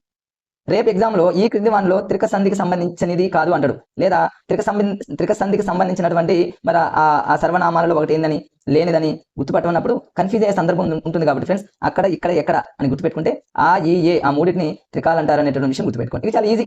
ఇది జనరల్గా ఇవన్నీ మీరు చదువుకుంటారు ఫ్రెండ్స్. త్రికంబం మీది అసంయుక్తాలకు ద్విత్వం బహుళముగాను, ఇట్లా మీరు ద్విత్వమునకు హల్లు పరమైనప్పుడు ఆచికంబగు దీర్ఘమునకు రస్వంబగని ఇట్లా ఇవన్నీ మీరు చదువుకుంటారు. కానీ ఎగ్జామ్లో అలాంటివి ఇవ్వకుండా ఎగ్జాంపుల్స్ ఇస్తారు. కాబట్టి త్రిక సంధి అంటే ఆ 3 లెటర్స్ రావాలి ఫ్రెండ్స్. స్టార్టింగ్ లో 3 వస్తారు. ఆ 3 లెటర్స్ ఆ కానివ్వండి, ఈ కానివ్వండి, ఏ కానివ్వండి, 3 పదాలు స్టార్టింగ్ లో వస్తే అది త్రిక సంధి. సో ఆ అనే పదం వచ్చింది, తర్వాత ఈ అనే పదం వచ్చింది, ఏ అనే పదం వచ్చింది. ఇక మన సంధిని విడదీసేటప్పుడు జనరల్ గా మనకు అర్థం అవుతుంది. అట్లా మనం విడదీసేటప్పుడు ఆ ఈ ఏ అనేటటువంటి 3 పదాలు వస్తే అది ఖచ్చితంగా త్రిక సంధి అవుతుంది అనేటటువంటి విషయం మన అందరికీ తెలుసు ఫ్రెండ్స్. నెక్స్ట్ వచ్చేసి సరళాదేశ సంధి. ఇది చాలా ఇంపార్టెంట్. దీనిపైన ఒక సంధి ఉంటుంది, అది ఇంపార్టెంట్ కాదు, అందుకని దాన్ని మూవ్ చేసా ఫ్రెండ్స్. సరళాదేశ సంధికి మరో పేరు ఏంటంటే ఫ్రెండ్స్ ధృత ప్రకృతిక సంధి.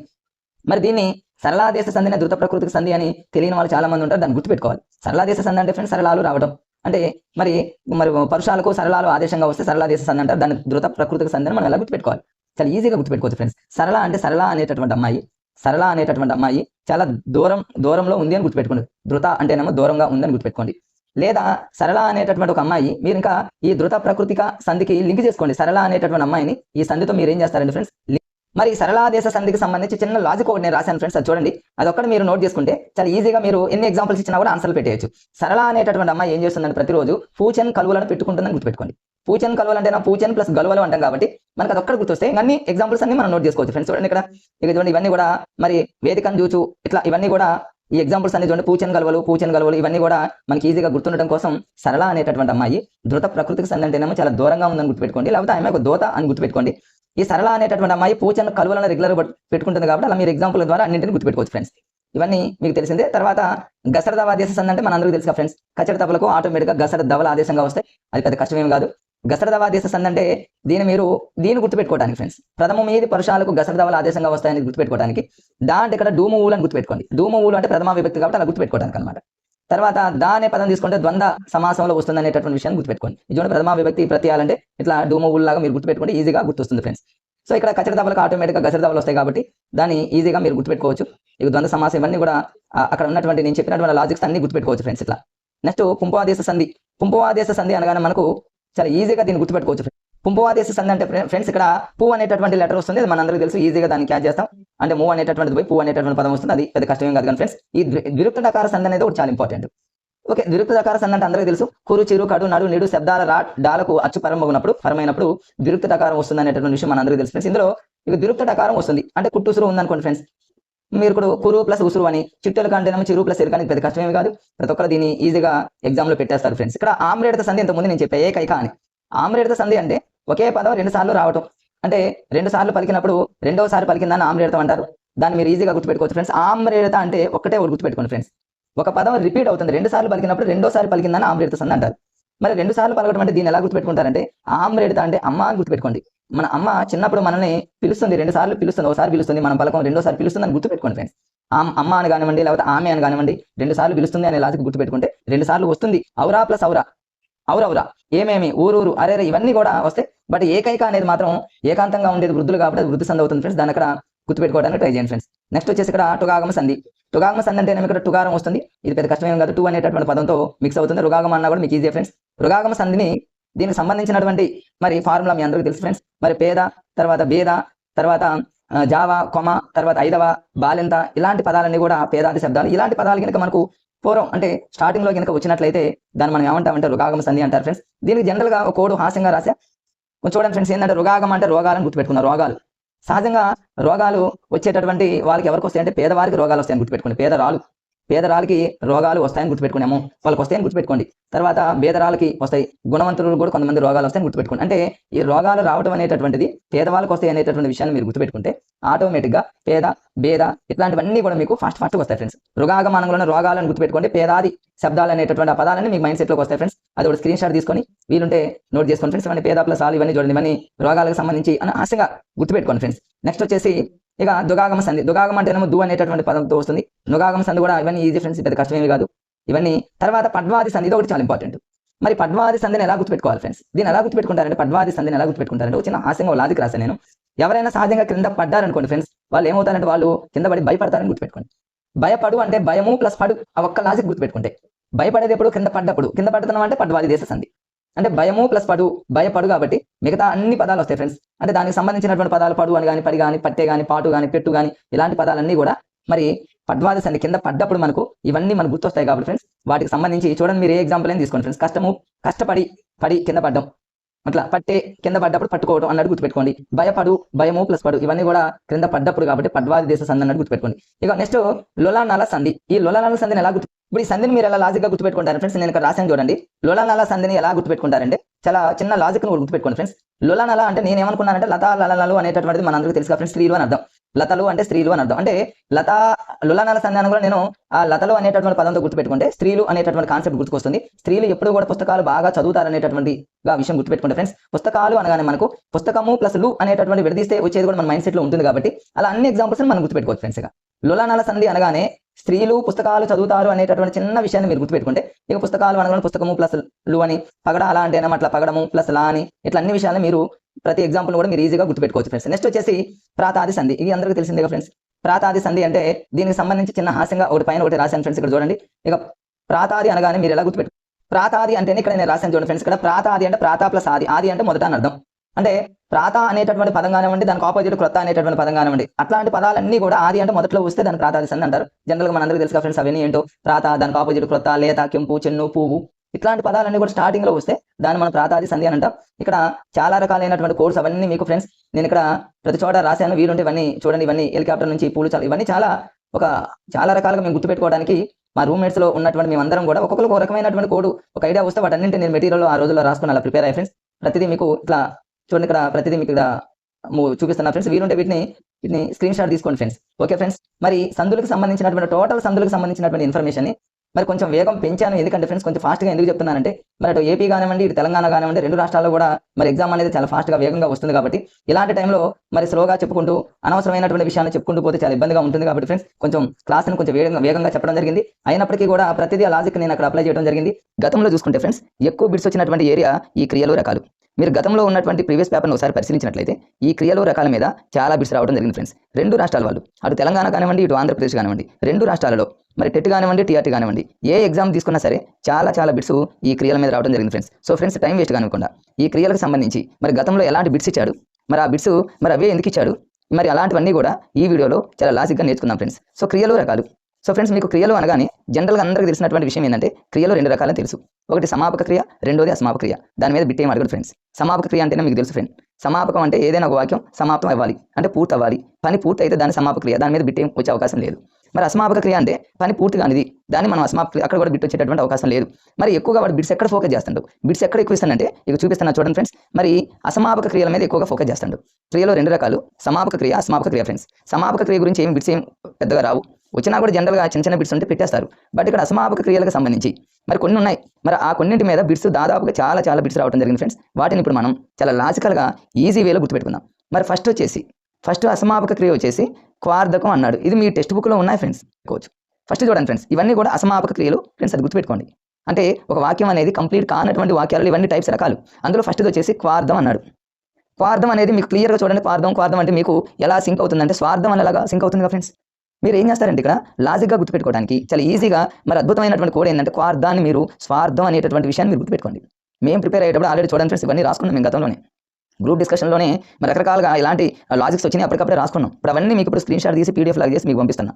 క్వార్ధకం అనగానే మేము స్వార్థం గుర్తుపెట్టుకున్నాం. స్వార్థం ఎవరికి ఉంటుంది ఫ్రెండ్స్? చూడండి, భూతాలకు స్వార్థం ఉంటుందా? లాజిక్ గుర్తుపెట్టుకోండి. రేపు ఎగ్జామ్లో భూతకాల అసమాపక క్రియ అనగానే మీరు ఒకటే లాజిక్, భూతకాల అంటే భూతాలకు స్వార్థం ఉండదు, మనుషులకు స్వార్థం ఉంటుంది కానీ ఫ్రెండ్స్ భూతాలకు స్వార్థం ఉంటుంది చూడండి. సో రేపు భూతకాల అసమాపక క్రియ క్రింది వానలు ఏది అంటే క్వార్ధం, స్వార్థం అనే లాజిక్లో టక్కన పెట్టేటే ఫ్రెండ్స్.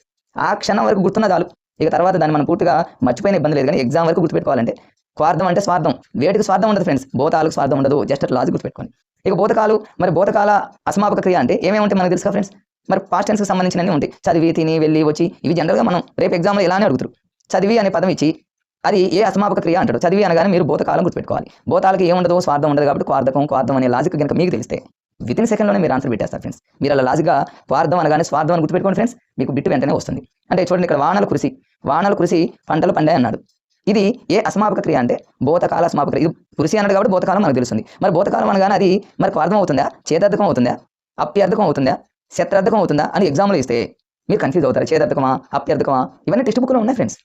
శత్రార్థకమా, క్వార్ధకమా, మరి బాగా కన్ఫ్యూజ్. అసలు ఎగ్జామ్ అనగానే మనం చాలా టెన్షన్తో పోతాం. ఆ టెన్షన్లో ఇలాంటి బిట్లు మిమ్మల్ని కన్ఫ్యూజ్ చేస్తాయి. ఈ బిట్టు పోతే పోయింది ఫ్రెండ్స్.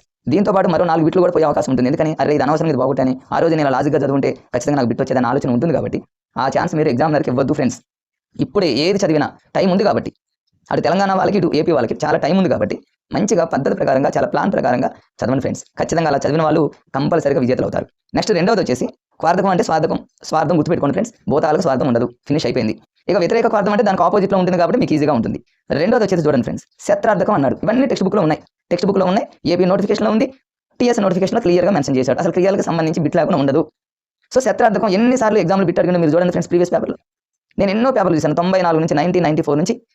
మరి ఏపీ తెలంగాణ అన్ని పేపర్లు నేను అన్ని రకాల స్కూల్ అసిస్టెంట్లు, పండిట్లు, ఎస్జిట్లు, స్కూల్ అన్ని నేను చూసిన తర్వాత నాకు అర్థమైంది ఏంటంటే ఈ అసమాపక క్రియల మీద ఎక్కువ బిట్స్ వస్తాయి అనేది నేను ఫైనల్గా డిసైడ్ అయిపోయాను. సో అందుకని లాజిక్స్ అనేవి ఆ రోజుల్లో గుర్తుపెట్టుకుని డిస్కషన్ చేసాం. శత్రార్థకం ఎలా గుర్తుపెట్టుకోవాలి, ఇది వర్తమాన కాల అసమాపక క్రియ అందులోనే ఉంది ఫ్రెండ్స్. కోడ్ చూడండి, దీని పెద్ద కోడ్లాగా ఆలోచించాలా. శత్రార్థకం అంటే ఏంటి ఫ్రెండ్స్? శత్రువులు ఎక్కువగా ఎప్పుడు ఉన్నారంటే వర్తమాన కాలం. ఇప్పుడు ఎక్కువగా శత్రువులు ఉన్నారని గుర్తుపెట్టుకోండి. వర్తమాన కాలం అంటే నవేడేస్ ఈ రోజుల్లో శత్రువులు ఎక్కువగా ఉన్నారు. మరీ ముఖ్యంగా చెప్పాలంటే ఎవరికి శత్రువులు ఎక్కువగా ఉంటారంటే డిఎస్సి రాసేటటువంటి డిఎస్సి ఆస్పిరెంట్స్కి ఎక్కువ శత్రువులు ఉంటారు. ఒక్కసారి డిఎస్సి మిస్ అయితే చూడండి, ఆ ఊర్లో ఆ చుట్టుపక్కల వాళ్ళు అందరూ మీకు శత్రువులేక. 1 year చదివాడు, డిఎస్సి ఇంకా వస్తుందా ఏంటి, డిఎస్సి రాదు పాడు, ఇంకా చదువుతూనే ఉన్నాడు అని కామెంట్లు చేస్తూ ఉంటారు. శత్రువులు ఎక్కువగా పెరుగుతూ ఉంటారు. దాన్ని మీరు క్యాచ్ చేయాలి. ఎంతమంది శత్రువులు ఉంటే ఫ్రెండ్స్ మీకు అంత మంచి జరుగుతుంది. ఎందుకంటే మీలో కసి పెరుగుతుంది. ఏజ్ అయిపోతుందని కసి పెరుగుతుంది, జాబ్ కొట్టాలని కసి పెరుగుతుంది, ఇంతమంది నన్ను అవమానిస్తారా, ఇంతమంది నన్ను హేళన చేస్తారని మీలో ఒక కసి పెరుగుతుంది. ఆ కసిని ఒక ఆయుధంగా చేసుకొని చదవండి ఫ్రెండ్స్. దాని అలా లింక్ చేసుకోండి. వర్తమాన కాలంలోనే శత్రువులు. రేపు ఎగ్జామ్లో వర్తమాన కాల అసమాపక్రియ ఏంటి? శత్రువులు. భూతకాలం భూతాలకి ఏముండదు, స్వార్థం స్వార్థం ఫినిష్ అయిపోయింది. ఎగ్జాంపుల్స్ ఏవైనా వర్తమాన కాలం అంటే ఫ్రెండ్స్ ఇప్పుడు చదువుతూ తింటూ వెళ్తూ ఇవన్నీ ఇప్పుడు. రేపు ఏదైనా ఒక వాక్యంలో చదువు తింటూ అన్నాడు అనుకుంటే వర్తమాన కాలం. వర్తమాన కాలం అంటే శత్రువులు ఎక్కువ ఉంటారు. దాన్ని ఎక్కువగా ఆలోచించుకొని సెకండ్లలో ఆన్సర్ పెట్టేటువంటి టెక్నిక్స్ ఇలా నేర్చుకుంటే మనకి చాలా ఈజీ అయిపోతుంది ఫ్రెండ్స్ ఎగ్జామ్లో. నెక్స్ట్ చూడండి, ఈ రెండింటి తర్వాత మరొక ముఖ్యమైనది ఏముందంటే చేదర్థకం. చేదర్థకం అందులోనే క్లియర్గా ఉంది చూడండి. చేదర్థకం అంటే జీవితమే చేదు. చేదు ఎప్పుడు మన భవిష్యత్తు మొత్తం చేదే. భవిష్యత్తు చేదని గుర్తుపెట్టుకోండి. భవిష్యత్తు అనేది చాలా కష్టం, చేదు అది జనరల్గా మన వాడికే కదా. సో రేపు భవిష్యత్ కాల సమాపక్రియ అనగానే భవిష్యత్తు ఏంటి? చేదు. మరి వర్తమాన కాలం అనగానే ఏం గుర్తుపెట్టుకుంటారు? శత్రువులు, శత్రార్థకం. ఈజీ అట్లా లాజిక్. లేదా భూతకాలం అనగానే భూతాలకు ఏముండదు, స్వార్థం ఉండదు, కార్ధకం. అట్లా ఈజీగా గుర్తుపెట్టుకోండి ఫ్రెండ్స్. ఎన్ని ఎగ్జాంపుల్స్ నేను ఇవ్వండి, ఎన్ని ఎగ్జాంపుల్. వానలు కురిస్తే అంటే భవిష్యత్తులో మనకి భవిష్యత్తు ఎలా ఉంటుంది? మనకు చేదుగా ఉంటుందని గుర్తుపెట్టుకోండి.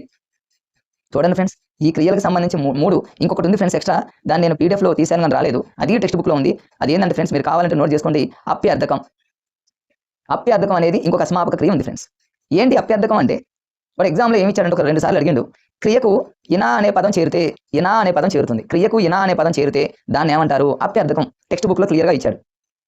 రేపు ఎగ్జామ్లో ఈ క్రింది వానిలో అప్యర్థకానికి సంబంధించినటువంటి వాడు ఏంటి అంటే ఇనా. క్రియకు దేనిని చేరిస్తే దాన్ని అప్యర్థకం అంటారు? ఇనా. దీన్ని ఎలా గుర్తుపెట్టుకోవాలి మరి?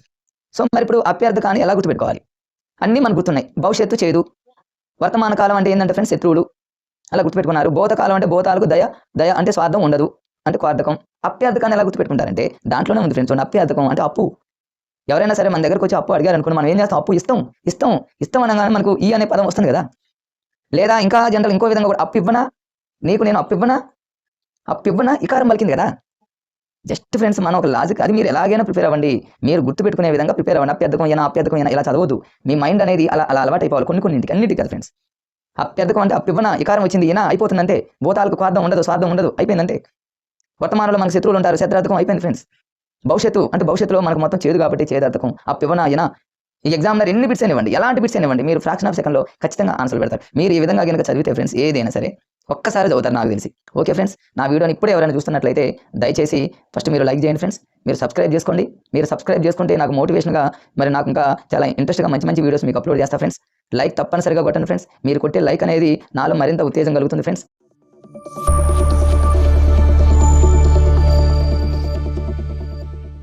అంటే ఫ్రెండ్స్ ఉత్పలమాలలో యతిస్థానం ఎంత, తర్వాత వచ్చేసి అక్షరాల సంఖ్య ఎంత, అదొకటి అడిగేటటువంటి అవకాశం ఉంది.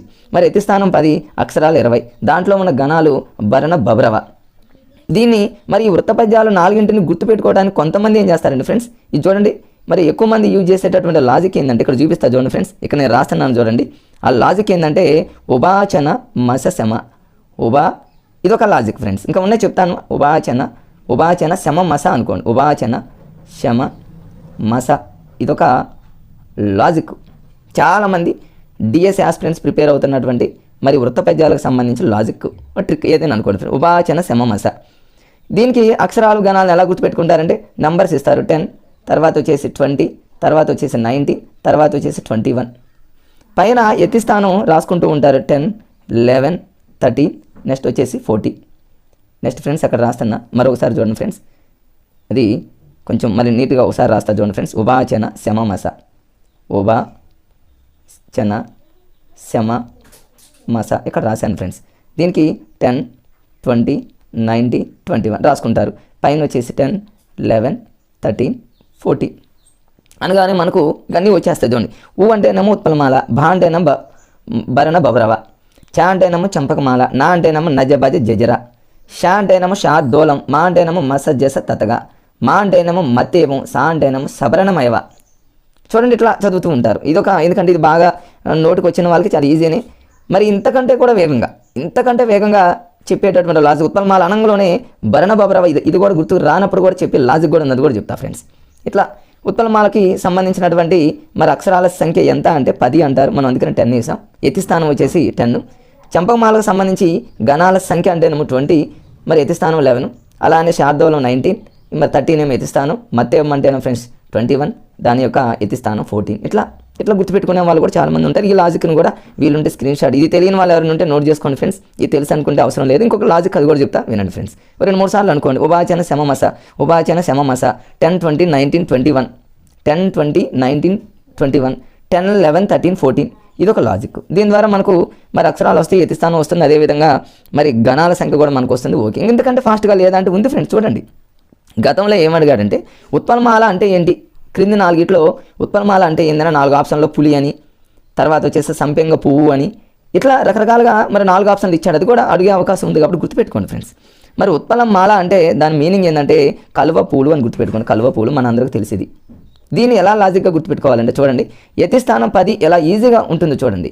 ఉత్పలమాల అనగానే 10 రావాల్సింది వెంటనే. ఎలా అంటే మరి ఉత్పల అనగానే మీరు ఎలా గుర్తుపెట్టుకుంటారు ఫ్రెండ్స్, రకరకాలుగా హాస్యంగా గుర్తుపెట్టుకోవచ్చు. ఉత్పల అంటే ఈ 10 అంటే 10 టేబుల్ అని గుర్తుపెట్టుకోండి. 10వ ఎక్కం చాలా మందికి ఈజీగా ఉత్తగానే వస్తుందని గుర్తుపెట్టుకోండి. 10 1 0 10 10 2 0 20 చాలా ఉత్తగానే వస్తుంది, ఈజీగానే వస్తుందిగా, అట్లనే గుర్తుపెట్టుకోండి. ఉత్పల మాల లేదా మాల అంటే ఫస్ట్ మాల ఇదేగా ఫ్రెండ్స్. మాల అనేది గుండ్రంగా ఉంటుంది కాబట్టి మరి గుండ్రంగా అనగానే మీకు మరి 10 అని గుర్తుపెట్టుకోండి. 10 అంటే 0 కాబట్టి ఫస్ట్ 10 అని గుర్తుపెట్టుకోండి. ఇక 0తో స్టార్ట్ అయ్యే సంఖ్య స్టార్టింగ్లో 10 కాబట్టి ఉత్పల మాల అంటే ఫస్ట్ మాల ఇది. ఉత్పలమాల, చంపకమాల, శార్దూలం, మత్తేమంలో ఫస్ట్ ఇది ఇదే కాబట్టి ఫ్రెండ్స్. మరి ఉత్తగా అనగానే మీరు ఉత్తగా 10వ ఎక్కం వస్తుందని గుర్తుపెట్టుకోండి. లేకపోతే మరి ఇట్లా మాల అనగానే 0 గుర్తుపెట్టుకున్నట్లయితే 10 అలాగే గుర్తుపెట్టుకోండి. అది యతిస్థానం.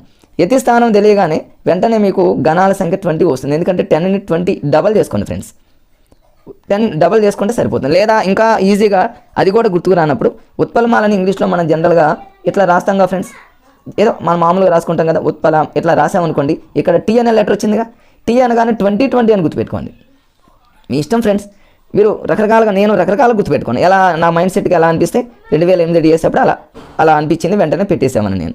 ఉత్పల అనగానే టీ, ఉత్పల టీతో రాసుకున్నామని 20 అని 20 గుర్తొస్తే 20లో హాఫ్ 10 అని గుర్తుపెట్టుకున్నామని. లేదా ఉత్పల అనగానే ఉత్తగా 10వ ఎక్కం వస్తుంది, దాన్ని డబల్ చేస్తే 20, అట్లా ఈజీగా గుర్తుపెట్టుకున్నాం ఫ్రెండ్స్. అది పెద్ద కష్టమేం కాదు. సో 10 యతిస్థానము, 20 అక్షరాలు ఉన్నాయి. ఇందులోనే ఇంకొక చిన్న లాజిక్ మీకు ఇంకోటి చెప్తా ఫ్రెండ్స్. చూడండి, మనకు గణాల సంఖ్య 20 వచ్చేటటువంటి మరి వృత్త పద్యాలలో 2 ఉన్నాయి ఫ్రెండ్స్. ఒకటేమో ఉత్పలమాల, రెండోదేమో మత్తేవం. ఇది చూడండి, ఇక్కడ రాస్తాను ఉత్పలమాల, మత్తేవం. ఉత్పలమాల, మత్తేవం అనేది ఈ రెండింటిని చూడండి. మత్తేవంలో మా ఉంది, ఉత్పలమాలలో ఈ రెండు కూడా మరి ఇట్లా నేను ఇక్కడ రాస్తాను చూడండి ఫ్రెండ్స్. కొంచెం జూమ్ తగ్గిస్తాను. ఉత్పలమాల అదేవిధంగా మత్తేవం అనేది ఇవి రెండు కూడా సేమ్ గణాలు ఉంటాయి ఫ్రెండ్స్. అంటే సేమ్ గణాలు కాదు ఫ్రెండ్స్, మరి అక్షరాల సంఖ్య 20 ఉంటాయి. ఉత్పలమాలలో 20 అక్షరాలు ఉంటాయి, మత్తేవంలో 20 అక్షరాలు ఉంటాయని గుర్తుపెట్టుకోండి. ఎందుకంటే ఆ పదంలోనే రెండింటిని గుర్తుపెట్టుకుంటే రేపు ఒక వాక్యం ఇచ్చి ఈ క్రింది మాలలో ఏది వృత్తపద్యం అన్నప్పుడు మీరు వెంటనే కౌంట్ చేసుకుంటారు. 20 అక్షరాలు వచ్చాయనుకోండి, అది ఉత్పలమాలన్నా కావాలి, లేకపోతే మత్తేవం అన్న కావాలి. ఇక ఉత్పలమాలకు సంబంధించి గణాలు ఏంటో మనం కనుక గణ విభజన చేస్తాం కాబట్టి ఫ్రెండ్స్, గణ విభజన కూడా ఏముండదు ఫ్రెండ్స్. జస్ట్ ఆ ఫస్ట్ మూడింటిని మనం గణ విభజన చేస్తే చాలు. అసలు ఆ మూడిట్లో ఫస్ట్ లెటర్ తెలిసినా కూడా అసలు మనం టక్కున చెప్పేటటువంటి లాజిక్స్ మీకు ఇప్పుడు చూపిస్తాను చూడండి. ఉత్పలమాల అంటే అలా గుర్తుపెట్టుకోండి. ఉత్పలమాల అదేవిధంగా మత్తేవం, ఇవి రెండు మరి అక్షరాల సంఖ్య 20 అని గుర్తుపెట్టుకోండి. మత్తేవం 20, ఉత్పలమాల కూడా 20. అదొకటి మీకు ఈజీగా అర్థమైపోయింది. మరి ఘన విభజన అనగానే భరణ బభ్రవ, మీరు ఉభాచన శమమాస గుర్తుకు రాలేదు. మీరు దీన్ని ఎలా గుర్తుపెట్టుకుంటారంటే ఉత్పలమాల అనగానే మీరు ఎలా గుర్తుపెట్టుకుంటారంటే భరణ బభ్రవలో భరణం అని గుర్తుపెట్టుకోండి. భరణం చెల్లించడం అంటాం కదా ఫ్రెండ్స్ మనం. ఉత్తగానే ఎవరైనా భరణాన్ని చెల్లిస్తారా? అట్లా హాస్యంగా గుర్తుపెట్టుకోండి. రేపు ఒకవేళ ఉత్పలమాల అనగానే భరణం అని గుర్తుపెట్టుకోండి. ఉత్తగానే ఎవరైనా భరణాన్ని చెల్లిస్తారా? భరణం అనగానే భరణ బభ్రవ, ఉత్తగా అనగానే ఉత్పలమాల అని గుర్తుపెట్టుకోండి. లేదా ఇంకో విధంగా హాస్యంగా ఎలా గుర్తుపెట్టుకోవచ్చు అంటే ఉత్పలమాల అంటే ఓ తప్ప అని గుర్తుపెట్టుకోండి. ఓ తప్ప మనం కనుక తింటే వాళ్ళకి ఏం చేయాలి? భరణం ఇవ్వాలని గుర్తుపెట్టుకోండి. మీ ఇష్టం. దీన్ని ఇంకా డిఫరెంట్గా మీరు మరి ఆలోచించుకోవచ్చు. ఉత్పలమాల అనగానే మీరు మరి ఉత్తగానే మనం భరణం చెల్లించాలా అనుకుంటే భరణ బభ్రవ అవుతుంది. మరి అలా కానీ గుర్తుపెట్టుకోవచ్చు ఫ్రెండ్స్. ఇక అన్నీ వచ్చేసింది ఉత్పలమాల. నెక్స్ట్ వచ్చేసి చంపకమాల. ఇక చూడండి, చంపకమాలను కూడా చాలా ఈజీగా గుర్తుపెట్టుకోవచ్చు. ఉభాచన శమమస మరి 10 20 21 10 20 19 21 ఒకవేళ అది గుర్తుకు రాకపోతే మరి చంపకమాలని ఎలా ఈజీగా గుర్తుపెట్టుకోవచ్చు అంటే ఫ్రెండ్స్ చూడండి, చంపకమాల అంటేనేమో మనం చంపాని గుర్తుపెట్టుకోండి. చంప పక్కనే మరి ఇయర్స్ ఉంటాయి కదా ఫ్రెండ్స్. ఇయర్కి ఏం చేస్తామంటే మనం పోగులు కానివ్వండి, ఏమైనా బుట్టలు కానివ్వండి, మరి లేడీస్ పెట్టుకుంటూ ఉంటారు కదా, అంటే అటొకటి ఇటొకటి, అంటే 2 చంపలకి 2 బుట్టలు ఇట్లా 2 గుర్తుపెట్టుకుంటే 11 అని గుర్తుపెట్టుకోండి. అంతే, చూడండి 11 వచ్చేసింది కదా, అయిపోయింది. మీరు రేపు ఒకవేళ ఉభాచన శమమస 10 11 13 14 ఆర్డర్ గుర్తులాగపోయినా కన్ఫ్యూజ్ అయినా ఇంకా వేగంగా చేయాలనుకున్న చంప అనుకున్న చంప పక్కన మరి 2 ఒకట్లు వేసుకుంటే సరిపోతుంది ఫ్రెండ్స్. దీన్ని పెద్దగా గుర్తుపెట్టుకోవాల్సిన పర్లేదు, హాస్యంగా అలా గుర్తుపెట్టుకోండి చాలు. ఎందుకంటే మనం వేగాన్ని పెంచుకోవాలి. బిట్టు పెట్టే వేగం ఇప్పుడు అందరూ పెడతారు. చంపకమాల అంటే అందరికీ తెలుసు 11వ యతిస్థానం అని. దాని కొంతమంది ఏం చేస్తారంటే ఉభయచన సమాస అని రాసుకొని ఇవన్నీ చేస్తూ ఉంటారు, టైం వేస్ట్ అయిపోతుంది. ఇంకా వేగంగా మీకు ఇంకా వేగంగా చేసే టెక్నిక్లు ఏమన్నా కూడా ఫాలో అయిపోండి, టైం ఉంది కాబట్టి ఫ్రెండ్స్. ఎంత వేగంగా కనుక మనం ఫాలో అయిపోతే అంత టైం సేవ్ అవుతుంది. ఆ టైంని వేరే వాటికి యూజ్ చేసుకుంటే అప్పుడు మనకి మంచిగా ప్లస్ జరిగేటటువంటి అవకాశం ఉంది ఫ్రెండ్స్. చంపకమాల అనగానే మీరు 2 చెంపలు కాబట్టి 2 పోగులను గుర్తుపెట్టుకుంటే 1 ఇక 1 అనగానే మీకు వెంటనే ఇక పక్కన 21 అని గుర్తుపెట్టుకుంటే 11 21 ఒక ఆటలో అలా గుర్తుపెట్టు 11 21 అట్లా గుర్తుపెట్టుకున్నారనుకోండి. 11 అనేది యతిస్థానం, 21 అనేదేమో మరి పదాల సంఖ్య, అక్షరాల సంఖ్య అని మనకి ఈజీగా ఉంటుంది. మరి చంపకమాల అంటే దాని అర్థం ఏంటంటే ఫ్రెండ్స్ సంపెంగ పువ్వు అని గుర్తుపెట్టుకోండి. అందులోనే ఉంది చంపకమాల అంటే ఏంటంటే చంపెంగ పువ్వు అంటే చంపన పెట్టుకుంటామని గుర్తుపెట్టుకోండి. చంపన పెట్టుకునేది చాతోనే చూడండి, దాని ప్రొనౌన్సియేషన్ కూడా చంపకమాల అంటే చంపెంగ అని గుర్తుపెట్టుకోండి. మీ ఇష్టం, సంపెంగ చంపక దాని ప్రొనౌన్సియేషన్ సెట్ అయిపోయింది, ఈజీగానే గుర్తుంటుంది. అట్లా మీరు కలువ పువ్వు అనగానే మీకు స్టార్టింగ్లో అది కలువ పువ్వు అనగానే మరి ఆ ఉత్పలమాల అనగా స్టార్టింగ్ పువ్వు కాబట్టి అలా గుర్తుపెట్టుకోండి ఫ్రెండ్స్. మీకు ఇంతకుముందు కలువ పువ్వుని ఎలా గుర్తుపెట్టుకోవాలో చెప్పలేదుగా ఫ్రెండ్స్. చూడండి కలువ పువ్వుని ఎలా గుర్తుపెట్టుకుంటారంటే మరి కలువ పువ్వు అనేది మనందరికీ తెలుసు, ఇది మనకు ఉత్తగానే దొరుకుతుందని గుర్తుపెట్టుకోండి. కలువ పువ్వులు అనేవి మనకు ఉత్తగానే దొరుకుతాయని గుర్తుపెట్టుకోండి, అట్లయినా గుర్తుపెట్టుకోండి. మరి చంపకమాల అనగానే చంపన పెట్టుకునే పువ్వు సంపెంగ పువ్వు అని గుర్తుపెట్టుకోండి, ప్రొనౌన్సియేషన్ సెట్ అయిపోతుంది. రైట్, ఇప్పుడు 11 అనేది గుర్తు చెప్పేసా ఫ్రెండ్స్. 21 అనేది ఒక ఆర్డర్లో గుర్తుపెట్టుకోండి, అలా కూడా మీకు ఈజీగా గుర్తుపెట్టుకోండి. ఇక దీంట్లో వచ్చేసి ఫ్రెండ్స్ గణాల సంఖ్య నజ భజ జజ, నజ భజ జజర. మరి దీన్ని ఎలా గుర్తుపెట్టుకుంటారంటే చాలా ఈజీగా గుర్తుపెట్టుకోవచ్చు ఫ్రెండ్స్. ఎలాగా అంటే మరి చంప అనగానే మనకు నజర్ రానా అని గుర్తుపెట్టుకోండి. జనరల్గా అంటూ ఉంటాం కదా మనం నజర్ రానా అని గుర్తుపెట్టుకుంటాం కదా, అట్లయినా. లేదా ఇంకో విధంగా ఎలా గుర్తుపెట్టుకుంటారంటే మన చంప అనేది జానే ఉందని గుర్తుపెట్టుకోండి. నజాలో నజాని రివర్స్ రాస్తే ఏమవుతుంది ఫ్రెండ్స్, జానా అని గుర్తుపెట్టుకోండి. చంప జాన్ ఉందని గుర్తుపెట్టుకోండి రివర్స్గా. చంపకమాలానంలోనే జానా అని గుర్తుపెట్టుకుంటే దాన్ని నజభజ జజరా వచ్చేసింది. నజా అనేది ఏంటంటే జానా, లేదా నజర్ రానా చంపానంలోనే నజర్ రానా అని గుర్తుపెట్టుకొని వెంటనే ఈజీగా గుర్తొస్తుంది ఫ్రెండ్స్. ఇట్లాంటి టెక్నిక్స్ ఫాలో అయితే కొంచెం ఎక్కువగా వేగంగా పెట్టేటటువంటి ఆలోచన మనకు ఆ టాలెంట్ వస్తుంది ఫ్రెండ్స్. ప్రాక్టీస్ చేసేటప్పుడు మనకి ఇవన్నీ యూజ్ అవుతాయి. ఇకపోతే శార్దోలం చూడండి ఎంత ఈజీగా గుర్తుపెట్టుకోవచ్చు. శార్దోలం అంటే ఫ్రెండ్స్ ఇక్కడ శా అంటేనేమో ఎస్ అనే లెటర్గా, ఏబీసీడీలో ఎస్ అంటే ఫ్రెండ్స్ ఇలా లైన్ కొట్టామనుకున్న 9 లాగా వచ్చింది. 9 అంటే 19 అని గుర్తుపెట్టుకోండి. ఇక చూడండి 19 అంటే 19 పదాలు నేను గుర్తుపెట్టుకోండి. ఇక 19ని మీరు ఏం చేస్తారంటే 30 కొంచెం ముందు మీరు దీన్ని ఇలా రాసుకోండి. 3 3 9 9గా ఫ్రెండ్స్. అట్లా 19 అనేది శార్దోలంలో ఎస్ కాబట్టి ఒక 13 అలా రాసుకుంటే 13 యతిస్థానం అవుతుంది, 19 అనేది అక్షరాల సంఖ్య అవుతుంది, అట్లని గుర్తుపెట్టుకోండి. లేదా ఇంకో విధంగా శార్దోలం అని నేను ఎలా దోలం అంటే తెలుసుగా ఫ్రెండ్స్, దోలం అంటే చాలా స్ట్రాంగ్గా ఉంటుంది. మరి దోలాన్ని యూజ్ చేస్తూ ఉంటారు పల్లెటూళ్ళలో. దోలం అనగానే మనకు ఎంఎస్ ధోని అని గుర్తుపెట్టుకోండి.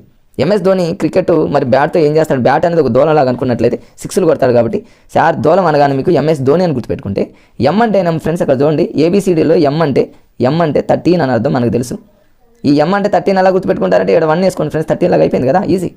ఎస్ అంటే ఏమో ఫ్రెండ్స్ ఇంతకుముందే చెప్పాక ఇలా పైన ఇలా కలిపారనుకోండి 19, అట్లయినా మీరు గుర్తుపెట్టుకోండి. ఇవన్నీ రేసింగ్లో వచ్చే ఆ లాజిక్స్ని ఇలా యూజ్ చేసుకోవచ్చు. శార్దోలం అనగానే మరి ఎంఎస్ ధోని అని గుర్తుపెట్టుకున్నట్లయితే 13 19 అట్లా ఈజీగా మీరు గుర్తుపెట్టుకోవచ్చు ఫ్రెండ్స్. మరి ఇందులో ఉన్నటువంటి గణాల సంఖ్యను ఎలా గుర్తుపెట్టుకోవాలంటే శార్దోలం అంటే దాని మీనింగ్ ఏంటంటే ఫ్రెండ్స్ పులి అని అర్థం.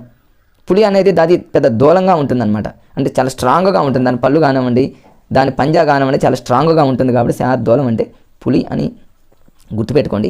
ఇప్పుడు ఎస్జిటి రేంజ్లో ఇంత హార్డ్గా, టెట్ రేంజ్లో ఇంత హార్డ్గా ఎవరు పులి సంపెంగపు ఇవన్నీ అడిగే అవకాశం లేదు. కానీ గణ విభజన కానివ్వండి, యతిస్థానం కానివ్వండి, అక్షరాలు కానివ్వండి, ఇవన్నీ అడిగే అవకాశం ఉంది కాబట్టి చూసుకోండి ఫ్రెండ్స్. మరి నెక్స్ట్ ఇక్కడ శార్దోలం అనగానే మీరు ఇక్కడ ఏం గుర్తుపెట్టుకుంటారంటే మసాజ్ చేస్తే తతగా. దీన్ని ఎలా గుర్తుపెట్టుకోవాలి? శార్దోలం అంటే ఏం చేస్తారంటే ఫ్రెండ్స్ ఇక్కడ మసా అంటే మసాలా అని గుర్తుపెట్టుకోండి. మసాలా ఎక్కడ యూజ్ చేస్తాం మనం? శార్దోలం అంటే చారులో మనం మసాలా యూజ్ చేస్తాము. లేదా శార్దోలం అంటే పులి అనేది మనకు గుర్తున్నట్టయితే పులి ఏం చేస్తుందంటే మరి మసాలా లాగా తింటుందని గుర్తుపెట్టుకోండి. అట్లా మీరు మరి పులి మాంసాన్ని మనం మసాలాని అట్లా లింక్ చేసి గుర్తుపెట్టుకోండి మీరు ఎట్లయినా ఫ్రెండ్స్. నేనైతే శార్దోలం అనగానే చారు అని గుర్తుపెట్టుకున్నా. చారు అనగానే చారులో మసాలా ఇంట్లో వేస్తారు కాబట్టి మసా అనగానే మస చేస్తుంది కానీ గుర్తుపెట్టుకున్నా. అట్లా మీరు ఎలాగైనా మసక అంటే మసక చీకట్లో దాని పులి అనేది తిరుగుతూ ఉంటుందని రకరకాలుగా మీ ఇష్టం ఫ్రెండ్స్. ఇంకా ఏమైనా మీకు థాట్స్ వస్తే అలా మీరు గుర్తుపెట్టుకోవడానికి ట్రై చేయండి. ఇలా శార్దోలం అనగానే మనకు అవన్నీ లాజిక్స్ అన్నీ వచ్చేస్తే చూడండి. మసాలా యూజ్ చేస్తాము, చారులు అన్నీ అయిపోయింది. మరి ఎస్ అంటే 19 కాబట్టి 19 ముందు 13 వేసుకుంటే సరిపోతుంది. ఎంఎస్ ధోని మీ ఇష్టం ఫ్రెండ్స్, ఎలాగైనా చూడండి. నెక్స్ట్ వచ్చేసి మరి మత్తేబం అని మనందరికీ తెలుసు. ఇక మత్తేబం అంటే ఎలా గుర్తుపెట్టుకుంటారు? మత్తుగా అని గుర్తుపెట్టుకోండి. ఏనుగు చూడండి మత్తుగా ఉంటుంది ఎప్పుడు, అలా అనుకోండి మీరు. ఏనుగు ఎప్పుడు మత్తుగా ఉంటుంది కాబట్టి మత్తేబం అంటే దాని మీనింగ్ ఏనుగు. మరి మత్తేబానికి సంబంధించినటువంటి అక్షరాలు ఎన్ని, యతిస్థానం ఎంత, దాని గణాలు ఏంటి, ఉభయచన శమమస అనేది రాకపోతే గుర్తు రాకపోతే ఇవి ఇంకా వేగంగా చేసే టెక్నిక్స్ ఫ్రెండ్స్ ఇవి. మరి మత్తేబం అనగానే చూడండి మీరు ఎలా గుర్తుపెట్టుకుంటారండి? క్రికెట్ ఆడేటప్పుడు ముఖ్యంగా 2020 క్రికెట్ ఆడేటప్పుడు ఆ కిక్కే వేరు అంటారు. ఎందుకంటే అన్ని సిక్స్లు కొడుతుంటారు కాబట్టి 2020 మ్యాచ్ అంటే చాలా చాలా హ్యాపీ, చాలా ఎంజాయ్మెంట్గా ఉంటుంది కాబట్టి చూడండి 20 అని గుర్తుపెట్టుకోండి. 20 అంటే 2020 లాగా గుర్తుపెట్టుకుంటే ఫ్రెండ్స్ ఆ మత్తే వేరు, ఆ కిక్కే వేరు అన్నట్టు గుర్తుపెట్టుకోండి. తర్వాత 14 ఎలా గుర్తుపెట్టుకుంటారంటే November 14 చూడండి. November 14 అనగానే పిల్లల దినోత్సవం కదా, ఆ రోజు మరి ఆ కిక్కే వేరు అన్నట్టు గుర్తుపెట్టుకోండి. పిల్లల దినోత్సవం కాబట్టి అది అంటే రెండే ఫ్రెండ్స్. 2020 మ్యాచ్ అప్పుడు కానివ్వండి, November 14 కానివ్వండి, ఆ కిక్కే వేరు, ఆ మత్తే వేరు అని గుర్తుపెట్టుకున్నట్లయితే ఈ మత్తేభం అనేది చాలా ఈజీగా గుర్తుంటుంది. నేను అప్పటి నుంచి అలానే గుర్తుపెట్టుకున్నా. నాకు ఎప్పుడైనా 20 అనగానే నాకు ఈజీగా రెండే గుర్తు వస్తాయి. ఒకటి ఉత్పలమాల అనగానే నాకు 20 అక్షరాలు, ఎందుకంటే ఫ్రెండ్స్ ఉత్పలమాలలో ఊ ఉంది, మా ఉంది, అంటే ఉత్పలమాలలో 20 అక్షరాలు ఉంటాయి, మా ఉంది కాబట్టి మాలలో మత్తేభంలో కూడా 20 అలానే ఆడే గుర్తుపెట్టుకుంటా. ఒకవేళ ప్రత్యేకంగా కూడా మత్తేభం అన్నాడు, మత్తు కిక్కు అనేది ఎప్పుడు వేరు, 2020 మ్యాచ్ ఆడేటప్పుడు November 14 అప్పుడు ఈ క్షణాలలో మనం పెట్టేయచ్చు. దూలం అనగానే ఎస్ అనేది ఉంది కాబట్టి దాన్ని కలిపేసాను నేను. 19 దీని ముందు 13 వేసుకుంటే 13 ఎది స్థానం 19. దీనికి ఉపాచన శమమస అని అది ఏంటంటే అది కొంచెం టైం అది కరెక్టే, టైం టేకింగ్, అది ఇంకా వేగంగా చేసే లాజిక్స్ మనం నేర్చుకుంటున్నాం కాబట్టి ఇవన్నీ మీరు ఇలాంటి ప్రయోగాలని చేయండి ఫ్రెండ్స్. మన లైఫ్లో మర్చిపోయేటటువంటి అవకాశం ఉండదు. ఇక దీంట్లో ఉన్నటువంటి గణాలు ఏంటి, సబరణమయవ అంటాం. ఇప్పుడు చూడండి, ఎక్కడైనా సభ ఏర్పాటు చేసేటప్పుడు ఆ సభ మొత్తం మత్తులోనే ఉంటుంది అనుకోండి.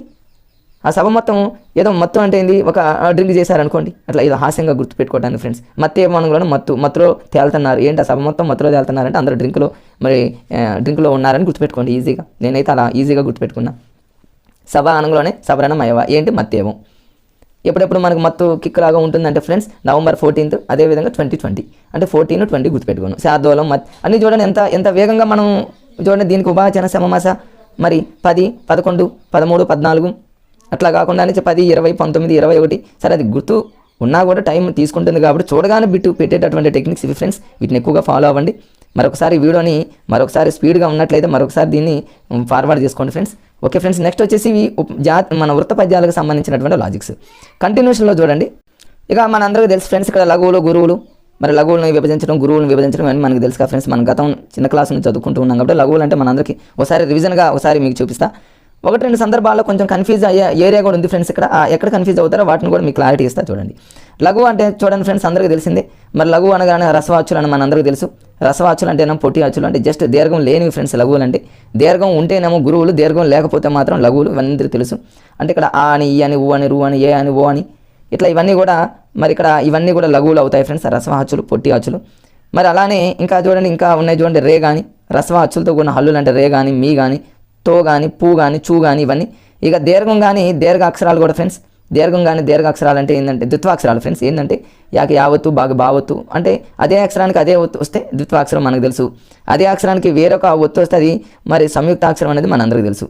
దీర్ఘం కాకుండా ఉండేటటువంటి ఇవన్నీ కూడా మరి లఘువులు అవుతాయి, అవి మనకు తెలుసుగా ఫ్రెండ్స్. దీర్ఘాలు లేని సంయుక్తాక్షరాలు కూడా లఘువులు అవుతాయి, అంటే అదే అక్షరానికి వేరొక ఒత్తు రావాలి, అవి లఘువులు అవుతాయి. ఇవి మనం కన్ఫ్యూజ్గా ఏమి ఉండదు ఫ్రెండ్స్. అలానే ఇక గురువులు చూద్దాం. ఇక గురువులు అంటేనే ఫ్రెండ్స్ ఇక్కడ ఏంటంటే దీర్ఘం అంటే చూడండి, దీర్ఘం, కొమ్ము దీర్ఘం, గుడి దీర్ఘం, కొమ్ము దీర్ఘం, రోత్వం దీర్ఘం, ఏత్వం పొళ్ళు ఫ్రెండ్స్. ఇక్కడ చూడండి, ఏత్వం పొళ్ళు కూడా ఏమవుతుందంటే గురువు అవుతుంది. ఐత్వం కూడా గురువు అవుతుంది. ఇట్లా మీరు ఓత్వం కూడా గురువు అవుతుంది. అంటే ఇదొక దీన్ని గుర్తుపెట్టుకోండి ఫ్రెండ్స్. మనకు తెలుసు కదా చిన్నప్పుడు తలకట్టు దీర్ఘం, గుడి దీర్ఘం, కొమ్ము దీర్ఘం అని మనం చిన్నప్పుడు చదివాం కదా. తలకట్టు అనేది ఏంటంటే పొట్టిది కాబట్టి జస్ట్ ఏంటంటే అది లఘువు అవుతుంది. దీర్ఘం అనగానే మరి గురువు అవుతుంది. గుడి అంటేనేమో అది లఘువు అవుతుంది. గుడి దీర్ఘం అంటేనేమో దీర్ఘానికి సంబంధించింది ఏదైనా. అంటే ఇక్కడ చాలామంది కన్ఫ్యూజ్ అయితే ఎందుకు చెప్తున్నాను ఫ్రెండ్స్, చాలామంది ఎక్కడ కన్ఫ్యూజ్ అవుతారండి చూడండి, ఇక్కడ మీకు చూపిస్తాను నేను.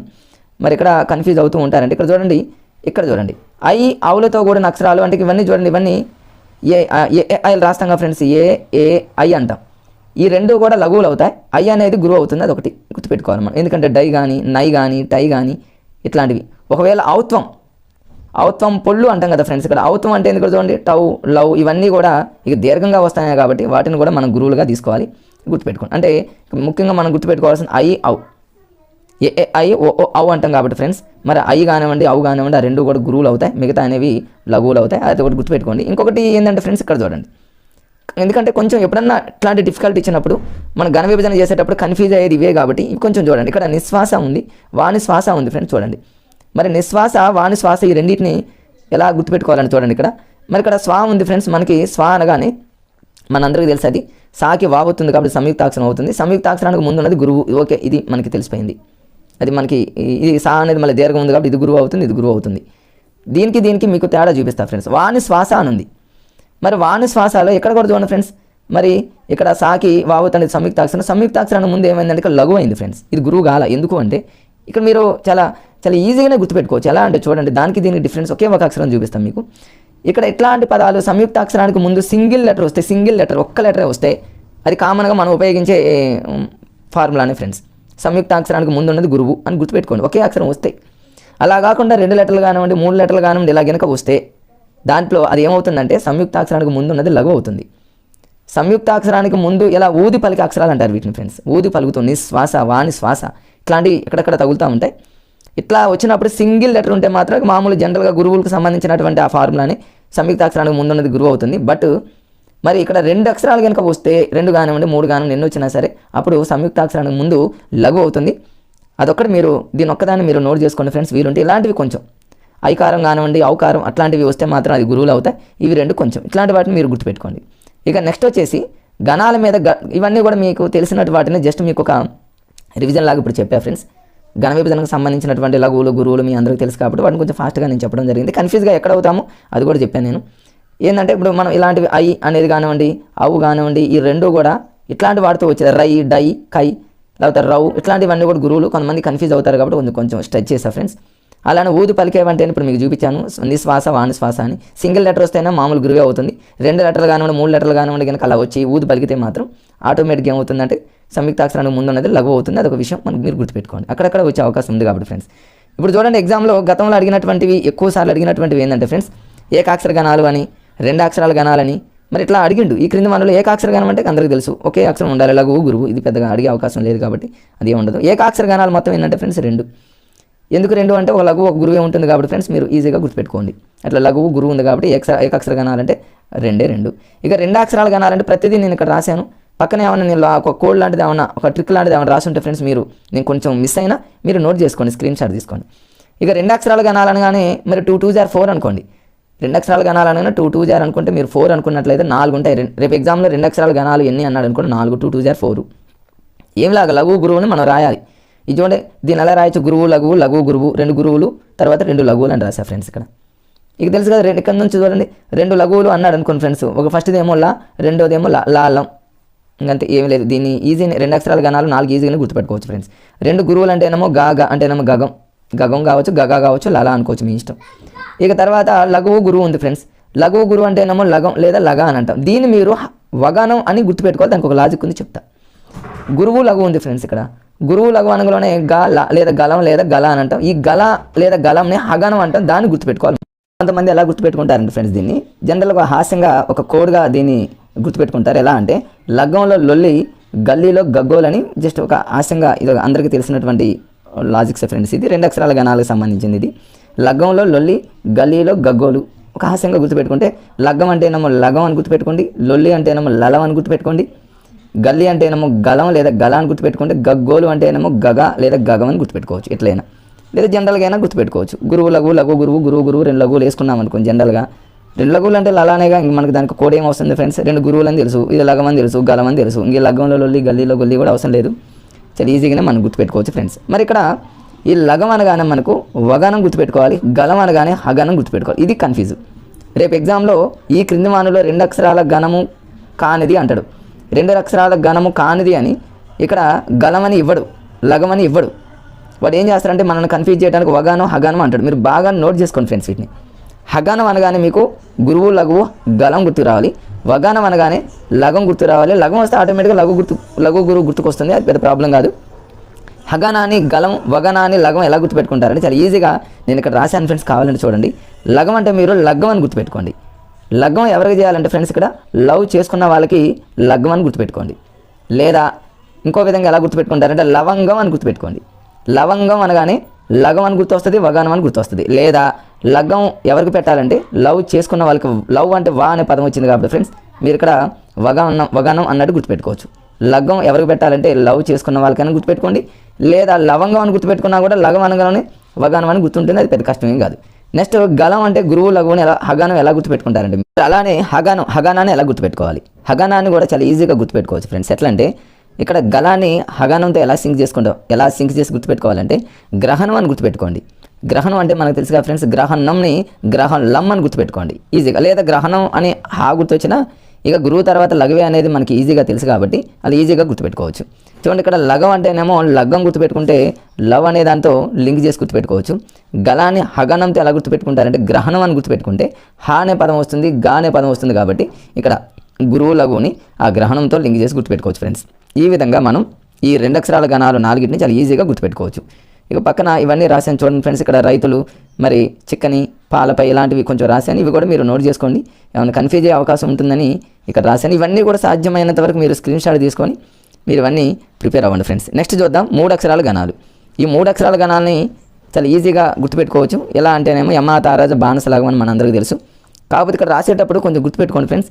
మా తారా అనేది 3 కూడా దీర్ఘాక్షరాలు, అవి మీరు కన్ఫ్యూజ్ కామాకండి. ఫస్ట్ యా అనేది యమా తారాజ బాణస లఘం అంటే దీర్ఘాక్షరాలు కనుక మనం కన్ఫ్యూజ్ అయితే మరి లఘువా గురువా అనేది మళ్ళీ కన్ఫ్యూజ్ అవకాశం ఉంటుంది కాబట్టి ఫస్ట్ లెటర్ వచ్చేసి దీర్ఘాక్షరం కాదు, అది హ్రస్వాక్షరం. ఇక మిగతా 3 ఫ్రెండ్స్ దీర్ఘాక్షరాలు. దీన్ని కూడా ఎలా గుర్తుపెట్టుకుంటారో లాజిక్స్ అంటే మాతార అంటేనా మాత్ర అని గుర్తుపెట్టుకోండి. ఈ మాత్ర అనే ఆ పదం అనేది దీర్ఘంతో ఉన్నదని గుర్తుపెట్టుకోండి, మీరు ఈజీగా గుర్తుపెట్టుకోవచ్చు. సో మాత్ర అనే పదం దీర్ఘం కాబట్టి యా మా తారాజ, ఇక బాణస లఘం అనేది ఈజీగా గుర్తుపెట్టుకోవచ్చు. ఓకే, అలా మీరు లఘు గురువుని మనం విభజించుకుంటాం, మన అందరికీ తెలుసు కాబట్టి ఫ్రెండ్స్, పక్కన ఇవన్నీ మీ అందరికీ తెలుసు. సో 3 అక్షరాల గణాలు 8 అనేది ఎలా ఈజీగా గుర్తుపెట్టుకుంటారంటే 3 అక్షరాలు అంటే 3 3 * 9 అనుకోండి ఫ్రెండ్స్, అందులో ఒకటి సబ్ట్రాక్ట్ చేస్తే 8 అట్లా లాజిక్గా గుర్తుపెట్టుకోండి. మొత్తం మీద 3 అక్షరాల గణాలు 8. ఇక 8ని ఇక యమాతారాజ బాణస లఘం ద్వారా మనం 8ని చూడొచ్చు, లేదా ఇంకొక రకంగా అలాంటి చూడండి, చాలామంది చదువుతారు ఇక్కడ ఆది గురువు అని, మధ్య గురువు అని, అంత్య గురువు అని, ఆది లఘు అని, మధ్య లఘు అని, అంత్య లఘు అని ఇలా కూడా చదువుతూ ఉంటారు. ఎలాగైనా గుర్తుపెట్టుకోవచ్చు. లేదా నేను పక్కన రాసా చూడండి ఫ్రెండ్స్, ఇక్కడ బజస ఎర్ర తమన్నా ఒక హాస్యంగా ఇక్కడ మీకు ఇక్కడ రాశాను చూడండి ఫ్రెండ్స్. అంటే 3 అక్షరాల గణాలు 8ని యమాతారాజ బాణస లఘం అనే దాని ద్వారా అయినా గుర్తుపెట్టుకోవచ్చు, లేదా ఆది మధ్య అంత్య ఇట్లా మీరు ఈ విధంగా గుర్తుపెట్టుకోవచ్చు, లేదా బజస ఎర్ర తమన్నా అంటే భజన చేస్తున్నటువంటి ఎర్ర తమన్నా లాగా కూడా గుర్తుపెట్టుకోవచ్చు. ఇక్కడ దీన్ని మళ్ళీ ఇంకా చాలా ఈజీగా యమాతారాజ బాణస లఘం కంటే కూడా ఈజీగా ఇలా కూడా ఆది గురువు మధ్య గురువు అనే విధంగా గుర్తుపెట్టుకోవచ్చు. ఇలా కూడా కొంతమంది కన్ఫ్యూజ్గా ఉంటే ఇంకా ఈజీగా ఇంకొక ట్రిక్ కూడా ఉంది ఫ్రెండ్స్, అది కూడా మీకు చూపిస్తా. సరే దీన్ని కూడా మీరు నోట్ చేసుకోండి. బజస ఎర్ర తమన్నా కానివ్వండి, రకరకాలుగా చదువుతూ ఉంటారు ఫ్రెండ్స్. మీరు ఎలా చదువుకునే ఎగ్జామ్లో మనం బిట్టు పెట్టడానికే కాబట్టి ప్రయోగాలన్నీ కూడా మీరు ఏది ఈజీగా అనిపిస్తే అది ఫాలో అవ్వండి ఫ్రెండ్స్. అన్నీ మీకు ఇక్కడ ప్రతిదీ మీకు ఇక్కడ చెప్పడం జరుగుతుంది ఫ్రెండ్స్. ఇక్కడ చూడండి, ఇక్కడ చూడండి ఫ్రెండ్స్, మీకు కొంచెం ఫాస్ట్గా చెప్పేటటువంటి లాజిక్స్ మీకు ప్రయత్నం చేసి చూడండి. మరి మగానం అంటేనేమో 3 గురువులే అని గుర్తుపెట్టుకోండి, మా అంటేనేమో 3 గురువులే అని ఈజీగా గుర్తుపెట్టుకోవచ్చు ఫ్రెండ్స్, అది పెద్ద కష్టం ఏం కాదు. నగానం అంటే 3 లఘువులే, దీన్ని ఎలా గుర్తుపెట్టుకుంటారంటే చూడండి, నా అని ఇట్లా రాస్తాం కదా ఫ్రెండ్స్, ఇట్లా రాస్తాం కదా. నా అంటే ఇక్కడ చూడండి, ఫస్ట్ ఇట్లా రాసామనుకోండి ఇది ఒక లఘువు, ఇట్లా రాసామనుకోండి ఇది ఒక లఘువు, ఇట్లా పైకి అన్నాం అనుకోండి అది ఒక లఘువు అనుకోండి మీరు జస్ట్ హాస్యంగా. నా అనగానే మీకు 3 లఘువులే గుర్తొస్తాయి. నా అని ఇలా రాస్తాం కాబట్టి లఘువు లఘువు లఘువు ఇట్లా లఘువు లఘువు లఘువు ఇట్లా అనుకుంటే 3 లఘువులు కాబట్టి నగనం అవుతుందని గుర్తుపెట్టుకోండి. మగనం అంటే 3 గురువులను గుర్తుపెట్టుకోండి ఈజీగా. ఇక నెక్స్ట్ ఎప్పుడైనా మీకు ఈజీగా స్పీడ్గా అనమాట మా తారాజ బాణస లఘం అనే దానికంటే కూడా స్పీడ్గా చేయడానికి ఆది గురువు మధ్య గురువు అంత్య గురువు ఇది కూడా మీకు గుర్తు రానప్పుడు, బజస ఎర్ర తమ్మన్న ఇది కూడా గుర్తు రానప్పుడు అక్షరం చూడగానే గుర్తుపెట్టే టెక్నిక్స్ అనమాట ఇవి. నగనం అనగానే మీకు ఇంతకుముందు చెప్పిన లాజిక్ అలా ఫాలో అవ్వండి. మగనం అంటే 3 గురువులు అట్లా ఫాలో అవ్వండి ఫ్రెండ్స్. మరి బగనాన్ని కూడా ఈజీగా గుర్తుపెట్టుకోవచ్చు ఫ్రెండ్స్. ఎట్లా అంటే చూడండి, బాగానే లెటర్ని ఎలా రాస్తాం ఫ్రెండ్స్, ఎట్లా అంటాం, కింద ఒక పొల్లు ఇస్తాం మనం చూడండి ఫ్రెండ్స్. దీన్ని మీరు ఎలా గుర్తుపెట్టుకుంటారంటే భగనాన్ని బా అనేది మన ఇక్కడ చూడండి ఫ్రెండ్స్, ఎలా అన్నాం కదా, ఇలా అన్నప్పుడు ఇది ఒక గురువులాగా అనుకోండి, ఇది చూడండి ఇట్లా గురువులాగా అనుకున్నాం, ఇట్లా రాస్తాం చూడండి ఫ్రెండ్స్. అంటే ఫస్ట్ స్టార్టింగ్ గురువు అని అర్థం, స్టార్టింగ్ గురువు ఉంది ఇక్కడ, దాని తర్వాత కింద పొల్లు ఇచ్చినాం కాబట్టి లఘు అని గుర్తుపెట్టుకోండి. ఇక తర్వాతది ఇక పైన ఎట్లా మరి తలకట్లాగా ఇస్తున్నాం కాబట్టి అది ఒక లఘు అనుకోండి. భగనం అనగానే మీరు ఈజీగా మరి ఫస్ట్ ఇలా అంటాం కాబట్టి ఒక గురువు వచ్చింది, స్టార్టింగ్ గురువు అంటే ఆది గురువు అన్నట్టు మనం ఈజీగా గుర్తుపెట్టుకోవచ్చు ఫ్రెండ్స్. చాలా ఈజీగా అట్లా భగనాన్ని మన గురువు లఘువుగా మనం ఈజీగా క్యాచ్ చేయొచ్చు, ఎందుకంటే స్పీడ్గా అనమాట, స్పీడ్గా అదొక టెక్నిక్. నెక్స్ట్ జగను చూడండి, జగను అంటే మనం దాన్ని ఎలా రాస్తామంటే ఫ్రెండ్స్, ఇక్కడ నేను రాస్తా చూడండి, ఇట్లా రాసి మధ్యలో ఎలా అన్నాం మనం చూడండి, ఇట్లా రాస్తాం మనం. ఇక్కడ ఇది గురువులాగా తీసుకున్నట్లయితే ఈ గురువు అనేది ఈ అక్షరానికి చూడండి మధ్యలో ఉంది ఫ్రెండ్స్, మధ్యలో ఉంది అంటే మధ్య గురువు అని గుర్తుపెట్టుకోండి. అంటే మధ్యలో గురువు ఉంటే అది ఆటోమేటిక్గా జగను, మధ్యలో గురువు ఉంది అన్నట్టు గుర్తుపెట్టుకోండి. జాకి మధ్యలో గురువు, అదొక లాజిక్ అనమాట, స్పీడ్గా చేసేటటువంటి టెక్నిక్స్ ఛందస్సులు, అట్లా ఈజీగా గుర్తుపెట్టుకోవచ్చు. ఒకవేళ ఇంకోటి చూడండి, బా అయిపోయింది జా అయిపోయింది ఫ్రెండ్స్, సా ఉంది, సాని ఎలా రాస్తామో చూడండి, ఇంతకుముందు ఇలా అంటాం, సా రాసేటప్పుడు ఇలా అంటాం, తర్వాత వచ్చేసి ఫ్రెండ్స్ మనం ఏం చేస్తామంటే ఇలా అనుకున్నాం అనుకోండి, ఇట్లా జనరల్గా రాస్తాం చూడండి. అంటే ఇదొక లఘువు, ఇదొక లఘువు, ఇలా తీసినామంటే ఇది ఒక గురువు అన్నట్టు. అంటే ఫస్ట్ రెండు లఘువులు కాబట్టి చూడండి, ఫస్ట్ రెండు లఘువులు ఇచ్చిందంటే అది ఆటోమేటిక్గా సగానం అని గుర్తుపెట్టుకోండి. రేపు ఎగ్జామ్లో ఇలా ఇచ్చి ఇది ఏంటి అన్నాడు అనుకోండి, మనం ఏం చేస్తాం, యమ తారాజు బాణసలగం వేసుకొని దానికి గురువు లఘువులు విభజించుకొని చేస్తాం. ఇంకా స్పీడ్గా చేయాలనుకోండి, దీన్ని ఇట్లా అన్నాడు అనుకోండి, ఇదేంటి ఇట్లా కలిపేసాను, ఇది ఒక గురువు అనుకోండి, లఘువు అనుకోండి, ఇలా అన్నాం, ఇలా చెప్పి అంటే సగానం అని ఈజీగా చేయొచ్చు అనమాట. ఫాస్ట్ కోసం ఫ్రెండ్స్ ఇదంతా. నెక్స్ట్ యగానాన్ని ఎలా గుర్తుపెట్టుకోవచ్చు, యగానాన్ని కూడా చాలా ఈజీగా మనం గుర్తుపెట్టుకోవచ్చు ఫ్రెండ్స్. ఇక్కడ చూడండి, మరి మగనం అంటేనేమో 3 గురువులు, అది గుర్తుపెట్టుకున్నాం ఈజీగా. సరే నెక్స్ట్ యగనాన్ని ఎలా ఈజీగా, ఇప్పుడు యగనాన్ని కంటే ముందు చూడండి ఫ్రెండ్స్, రగానము తగానం చెప్పి దాని జోలికి వెళ్దాం. చూడండి, రగానం గుర్తుపెట్టుకోవాలి ఫ్రెండ్స్. చూద్దాం, రగానం అంటే ఇలా అన్నాం కదా, ఈ రాకి ఇది లఘువు కదా ఫ్రెండ్స్, ఇది గీత లఘువుగా అనుకుంటే ఈ లఘువు అనేది ఎక్కడ మధ్యలో ఉంది. ఇంతకుముందు మనం జగనం అంటే జాకి గురువు మధ్యలో ఉంది, ఇది మధ్య గురువు జగనం అని అనుకున్నాం. అలానే ఇక్కడ మరి ఇక్కడ ఈ లెటర్ని కనుక మనం రా అని రాసినట్టయితే ఇట్లా రాస్తాం కదా ఫ్రెండ్స్, ఇది అంటే లఘువు, ఈ లఘువు అనేది మధ్యలో ఉందని గుర్తుపెట్టుకో, మధ్యలో లఘువు అంటే మధ్య లఘువు, రగానం అయిపోయింది. తగానం చూడండి, తగానాన్ని ఎలా రాస్తారని ఫ్రెండ్స్, ఇక్కడ నేను రాస్తాను చూడండి, తగానాన్ని ఇలా అన్నాం, ఇది ఒక గురువులాగా తీసుకుంటే ఇలా అన్నాము, ఇట్లా అంటాం. అంటే ఏడొక గురువు వచ్చింది ఫ్రెండ్స్, ఏడొక గురువు వచ్చింది అంటే 2 గురువులు వచ్చింది ఫ్రెండ్స్. లాస్ట్లో ఏమొచ్చిందంటే లఘువు వచ్చింది, అంటే ఇక అంతే లఘువు అన్నట్టు గుర్తుపెట్టుకోండి. ఇట్లా ఈజీగా చాలా ఫాస్ట్గా చేసేటటువంటి టెక్నిక్స్ అనమాట ఇవి. మీరు జనరల్గా రీజనింగ్లో చూడండి, మరి ఏబిసిడి లెటర్స్ని మరి హెచ్ అంటే మనందరికీ తెలుసు 8 అని ఎట్లా అనుకుంటాము, ఐ అంటే ఇట్లా రాసినప్పుడు 9 ఎట్లా అనుకుంటాము, మరి జీ అంటే 7 ఎట్లా రాస్తే, ఇట్లా మన రీజనింగ్లో ఎలా అయితే లెటర్స్ని కోడింగ్స్ ఎలా గుర్తుపెట్టుకుంటాము, ఇట్లా ఇక్కడ కూడా అలానే ఫాలో అవ్వండి. యమాత ఆరోజు బాణసలాగా అనేది ఓల్డ్ అనుకోండి, న్యూ ప్యాటర్న్ అనమాట, ఇలా గుర్తుపెట్టుకోండి, చాలా ఈజీ ఫ్రెండ్స్. తగానం అంటే ఇలాంటిది గురువు, ఇలాంటిది ఒక గురువు, లాస్ట్లో వచ్చేసింది లఘువు. అంటే ఎప్పుడైనా గురువు లఘువు అని అనుకోండి, చివరిలో వచ్చేది లెటరు ఇదే కాబట్టి తగానం అలా గుర్తుపెట్టుకోండి. ఇక ఫైనల్గా ఫ్రెండ్స్ యగానం, ఈ యగానానికి సంబంధించి ఒక్కడ మీరు దీని కోడింగ్ ఎట చూద్దామన్నా రావట్లేదు ఫ్రెండ్స్, దీన్ని ఒక్కటి గుర్తుపెట్టుకోండి. యగానం అంటే ఇట్లా రాసాము ఫ్రెండ్స్. సరే చివరిలో దీన్ని గురువుగా తీసుకున్నాం, తర్వాత దీని గురువుగా అంటే చివరిలో 2 గురువులు కాబట్టి ఇక ముందు తొలి లఘు అన్నట్టు నేను గుర్తుపెట్టుకున్నా ఫ్రెండ్స్. అంటే చివరిలో 2 గురువులు ఉన్నాయన్నట్టు గుర్తుపెట్టుకున్నా. మీరు అట్లనే గుర్తుపెట్టుకొని ఇంకేమన్నా ఉంటే మీరు కామెంట్లో రాయండి ఫ్రెండ్స్. ఇంకెవరికన్నా వేరే మీకు తెలిసిన ఏమన్నా లాజిక్ ఉంటే ఫ్రెండ్స్కి కూడా షేర్ అవుతుంది కాబట్టి ఏమన్నా ఎవరికైనా తెలిస్తే కింద ఆ లాజిక్ని మీరు రాయండి ఫ్రెండ్స్. యగానం అంటే నేను ఎలా అయితే గుర్తుపెట్టుకున్నా ఫ్రెండ్స్, ఇట్లా అంటే ఇది ఒక గురువు, లాస్ట్లో గురువు అన్నట్టు గుర్తుపెట్టుకున్నా. మీకు ఇంకేమైనా తెలిస్తే కామెంట్ బాక్స్లో రాయండి ఫ్రెండ్స్. ఇట్లా మరి 3 అక్షరాల గణాలు 8. సరే మీకు ఇది రాకపోయినా యమాతారాజు బాణసలగం అనేది మనకుంది కాబట్టి దాన్ని మీరు ఫాలో అయిపోవచ్చు ఫ్రెండ్స్.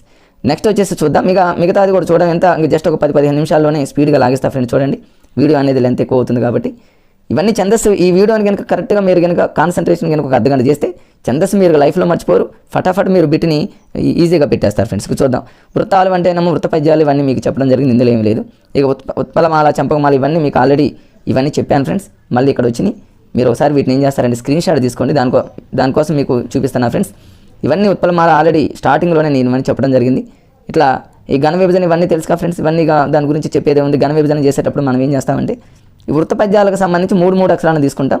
అదే మరి మిగతా పద్యాలు, జాతి పద్యాలు కానివ్వండి, ఉపజాతి పద్యాలు కానివ్వండి, వాటిని మనం ఏం చేస్తామంటే 4 లెటర్స్ని మరి ఘన విభజన చేస్తాం, అది మనందరికీ తెలుసు. వృత్త పద్యాలు అయితే మాత్రం 3 అంటే 3 లెటర్స్ కౌంట్ చేసుకొని లైన్, 3 లెటర్స్ కౌంట్ చేసుకొని లైన్ కొడతాం. ఇక లఘువులు గురువులు ఏంటో మనకు తెలుసు, ఎక్కడ కన్ఫ్యూజ్ అవుతాం అది కూడా చెప్పాను, దాన్ని బట్టి మీరు ఫాలో అవుతారు. ఎత్తిస్థానం ఒకటి గుర్తుపెట్టుకోండి ఫ్రెండ్స్, ఎగ్జామ్లో అడుగుతూ ఉన్నాడు బాగా.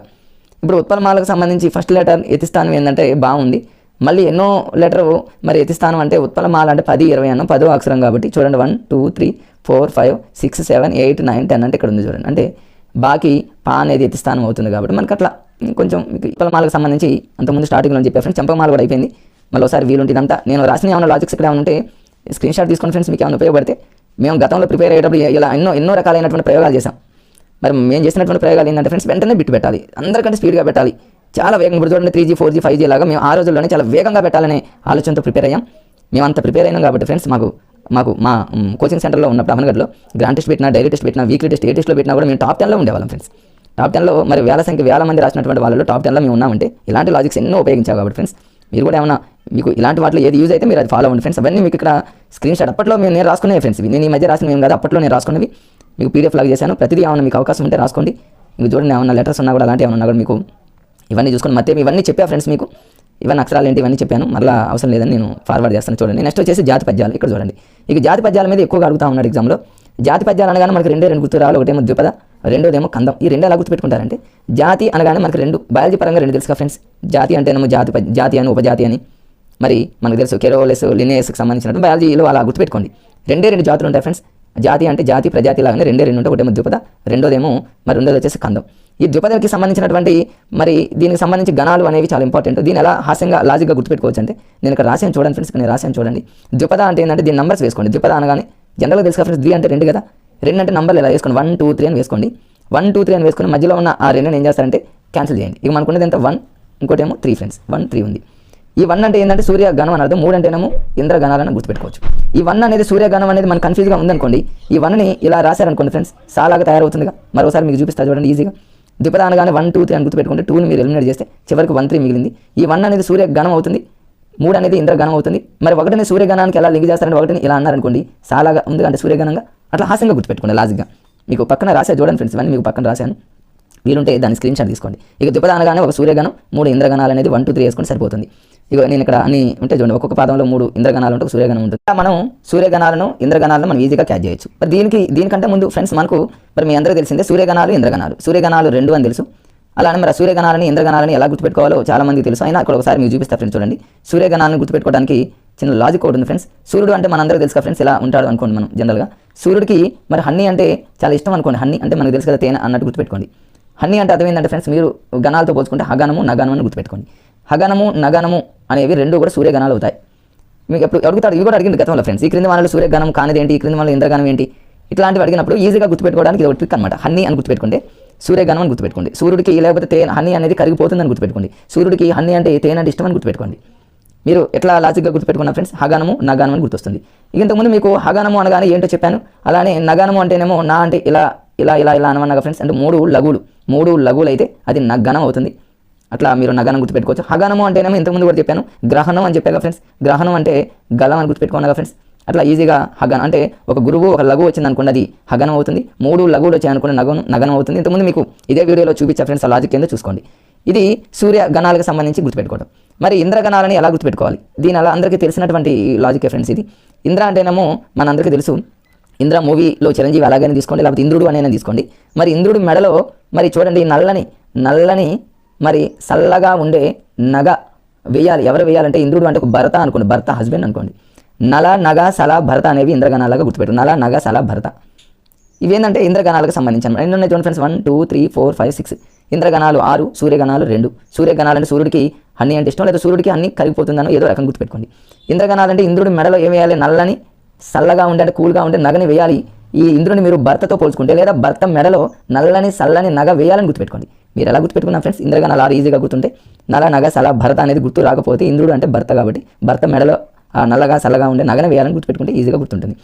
అది మీకు సూర్యగణాలు ఇంద్రగణాలు ఫ్రెండ్స్. ద్విపదకు సంబంధించి చిన్న ఎగ్జాంపుల్ ఉంది, ఇది టెక్స్ట్ బుక్లో కూడా ఉంది ఫ్రెండ్స్. ద్విపదకు సంబంధించి చిన్న ఒక దీన్ని ఇలా ఈజీగా ఘన విభజన చేయకుండా కూడా షార్ట్కట్లో వెంటనే మనం దీన్ని క్యాచ్ చేయొచ్చు ఫ్రెండ్స్. ఎలా అంటే ఒక పద్యం ఇస్తాడు వాడు, చూడండి మీకు క్లారిటీ మొత్తం చూపిస్తాను కదా. ఒక పద్యం ఇచ్చి ఈ పద్యం అనేది మరి ఏంటంటాడు వాడు, ద్విపద అవుతుందా కందం అవుతుందా అంటాడు, లేదా ఆట వేళదా తేట గీత అని కన్ఫ్యూజ్ ఇస్తాడు. ఇట్లా పద్యం ఇవ్వగానే వెంటనే ఈజీగా క్యాచ్ చేసే టెక్నిక్ ఏంటంటే ఫ్రెండ్స్, దాదాపు 50% ఎలిమినేషన్ ప్రాసెస్ ఏంటంటే, ఒక పద్యం అనేది ద్విపదకు సంబంధించిన పద్యం అనేది ఎప్పుడు కూడా షార్ట్గా ఉంటుంది, పొట్టిగా ఉండి వరుసగా 3 ఇంద్రగణాలు వచ్చాయి అనుకోండి ఫ్రెండ్స్. 3 వరుసగా ఇంద్రగణాలు వస్తే ద్విపద అవుతుంది. మనం ఇంతకుముందు లాజిక్ కూడా చెప్పాక ఫ్రెండ్స్, 1 2 3 అంటే 2 క్యాన్సిల్ చేసుకుంటే 1 3 అనుకున్నాం. 1 ఇలా రాస్తేనేమో సూర్యగణం, మిగతా 3 ఇంద్రగణాలు. అంటే వరుసగా 3 ఇంద్రగణాలు వచ్చి ఆ పద్యపాదం అనేది పొట్టిగా ఉందనుకోండి, అది ద్విపదాన కావాలి, లేకపోతే ఆట వేళది తేట గీతాన్ని కావచ్చు. వరుసగా 3 ఇంద్రగణాలు ఉంటే మాత్రం అది కన్ఫామ్గా ద్విపద అని గుర్తుపెట్టుకోండి. ఒకవేళ ఇంకా చూడండి, ఈ వరుసగా 3 ఇంద్రగణాలు చేయకుండా కూడా వాడు పద్యం ఇచ్చి అది పొట్టిగా ఉందనుకోండి, అది ద్విపదాన్న అవుతుంది, ఆట వేళదన్న అవుతుంది, తేట గీతాన్న అవుతుంది పొట్టిగా ఉన్నప్పుడు. ఒకవేళ ఆటోమేటిక్గా మనం ఘన విభజన అంటే 4 లెటర్లు తీసుకొని ఘన విభజన చేసినప్పుడు అది పొట్టిగా ఉండి షార్ట్గా ఉండే పద్యపాదం పొట్టిగా ఉండి వరుసగా 3 ఇంద్రగణాలు ఉన్నా కూడా అది ఏమవుతుందండి ఫ్రెండ్స్, ద్విపద అవుతుంది. అదొక లాజిక్ని మీరు గుర్తుపెట్టుకోండి మీరు ప్రిపేర్ అయ్యేటప్పుడు. ఇక ద్విపదకు తర్వాత ఫ్రెండ్స్గా నెక్స్ట్ ఈ జాతి పద్యాలలో ఇంకోటి ఏంటంటే కందం. ఈ కందానికి సంబంధించినటువంటి లాజిక్ కూడా మీకు ఇక్కడ చూపిస్తా చూడండి ఫ్రెండ్స్. కందానికి సంబంధించి దీని మీద గతంలో ఎక్కువ సార్లు అడిగాడు బిట్స్. దీన్ని ఎలా గుర్తుపెట్టుకోవాలంటే కందం అనగానే, కందంలో చూడండి ఎన్ని లెటర్స్ ఉన్నాయి, నేను ఇక్కడ రాస్తాను చూడండి ఫ్రెండ్స్. కందం అంటే 1 2 3 4 లెటర్స్ ఉన్నాయి, జీరోతో కలుపుకుంటే.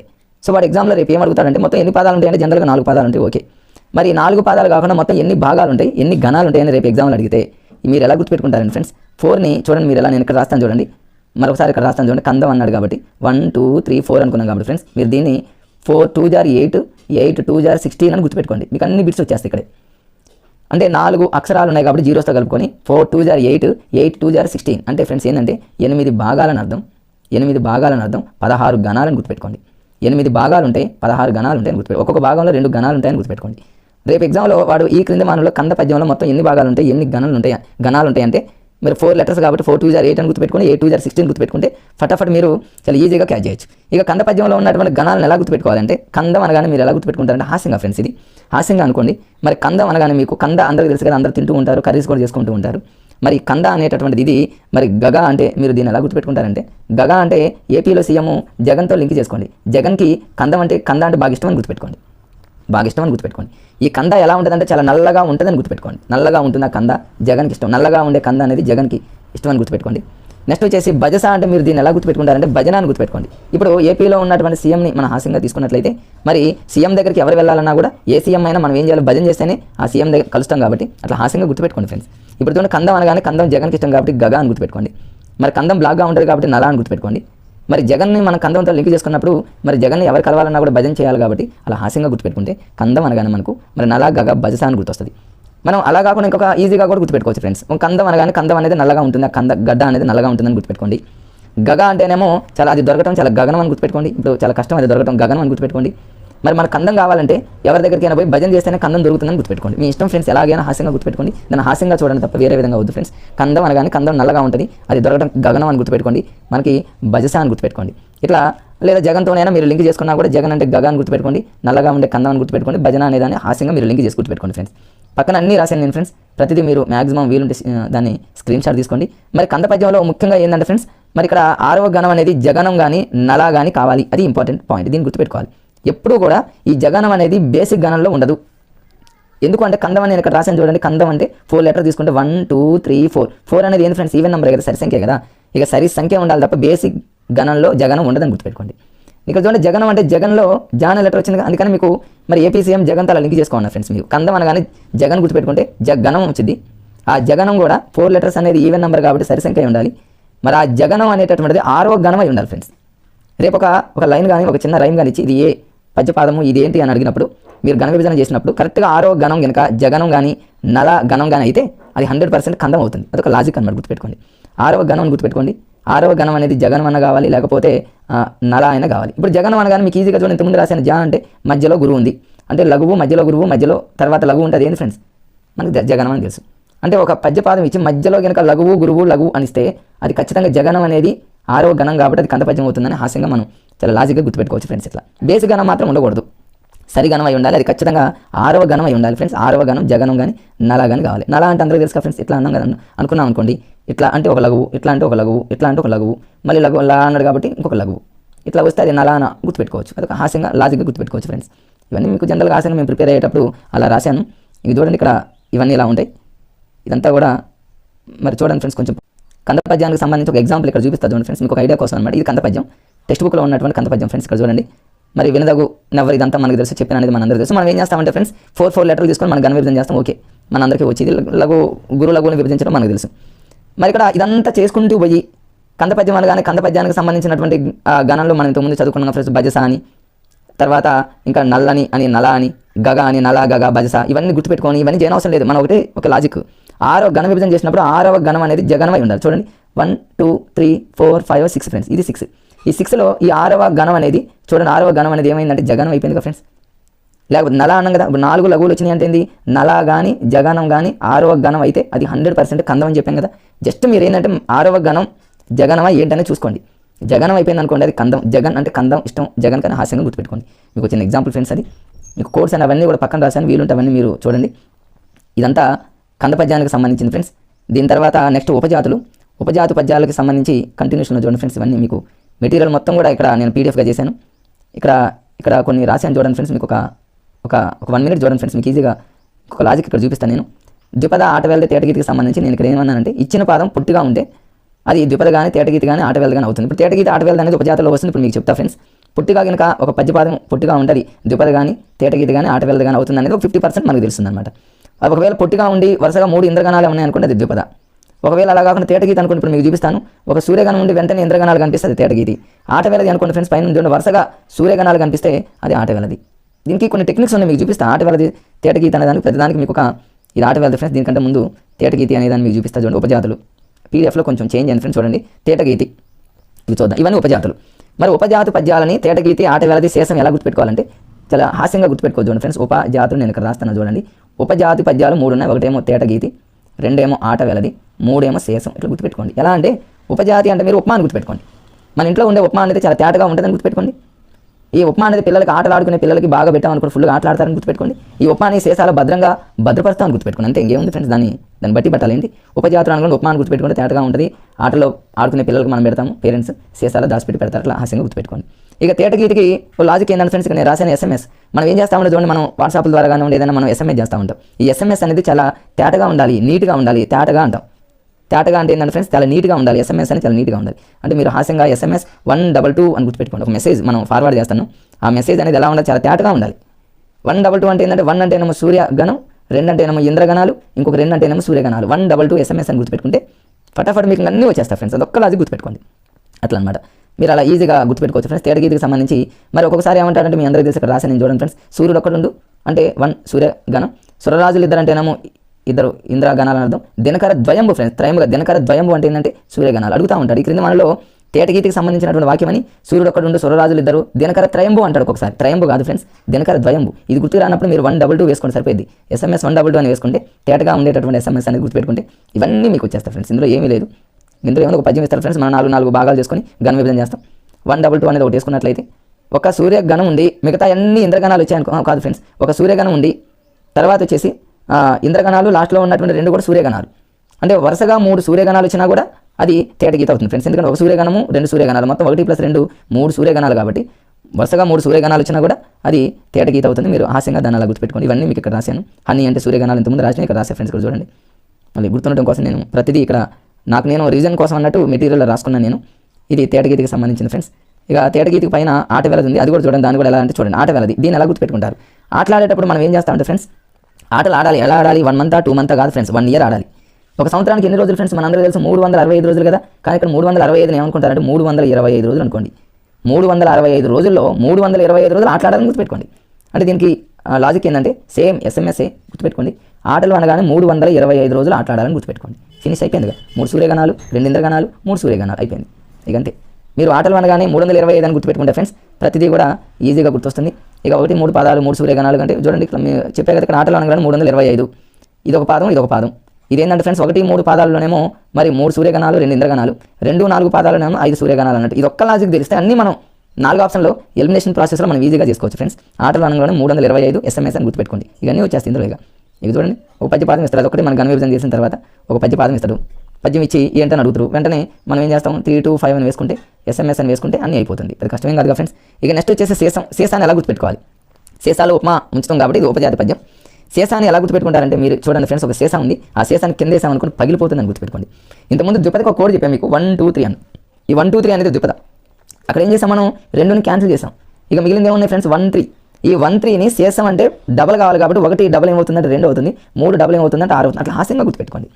ద్విపద అంటే 2 శేషాలు, ద్వి అంటే 2 అని గుర్తుపెట్టుకోండి. ఆ రెండు శేషాలు అనే దాన్ని మీరు లింక్ చేసి గుర్తుపెట్టుకుంటే శేషము అంటే శేషాన్ని పగలగొడితే డబల్ అవుతుందని గుర్తుపెట్టుకోండి. ఏంటి డబల్ అవుతుందంటే ఆల్రెడీ మనం 1 2 3 రాసుకున్నాం కదా ఫ్రెండ్స్. ద్విపదలో 1 ఏమో 2 అవుతుంది, 3 ఏమో 6 అవుతుంది.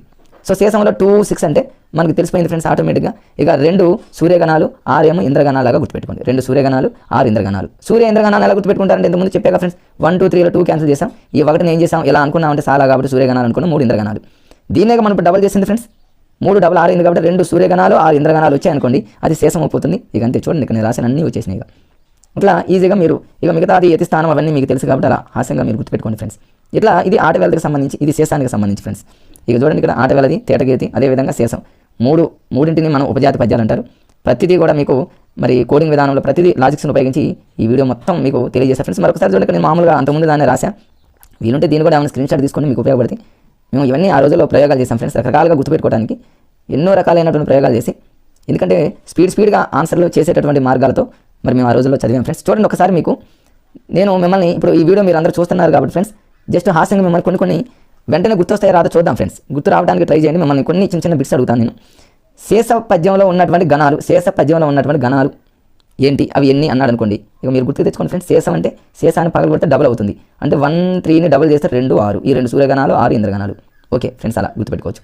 తేటగీతిలో ఉన్నటువంటి గణాలు ఏంటి? తేటగీతి అంటే SMS 122. అంటే SMS అనేది మెసేజ్ చాలా తేటగా ఉండాలి. 122 లాగా గుర్తుపెట్టుకోండి ఫ్రెండ్స్. 122 అంటే ఆశంగా దీన్ని గుర్తు లేకపోతే మరి ఈజీగా గుర్తుపెట్టుకోవచ్చు ఫ్రెండ్స్. 122 ఆర్డర్లోనే ఉన్నాయి కాబట్టి ఒక సూర్యగానం, 2 ఇంద్రగణాలు, 2 సూర్యగణాలు అండి. ఓకే ఫ్రెండ్స్, మరొక వీడియోతో మరలా నేను మీ ముందుకు వస్తా ఫ్రెండ్స్. Okay, bye friends.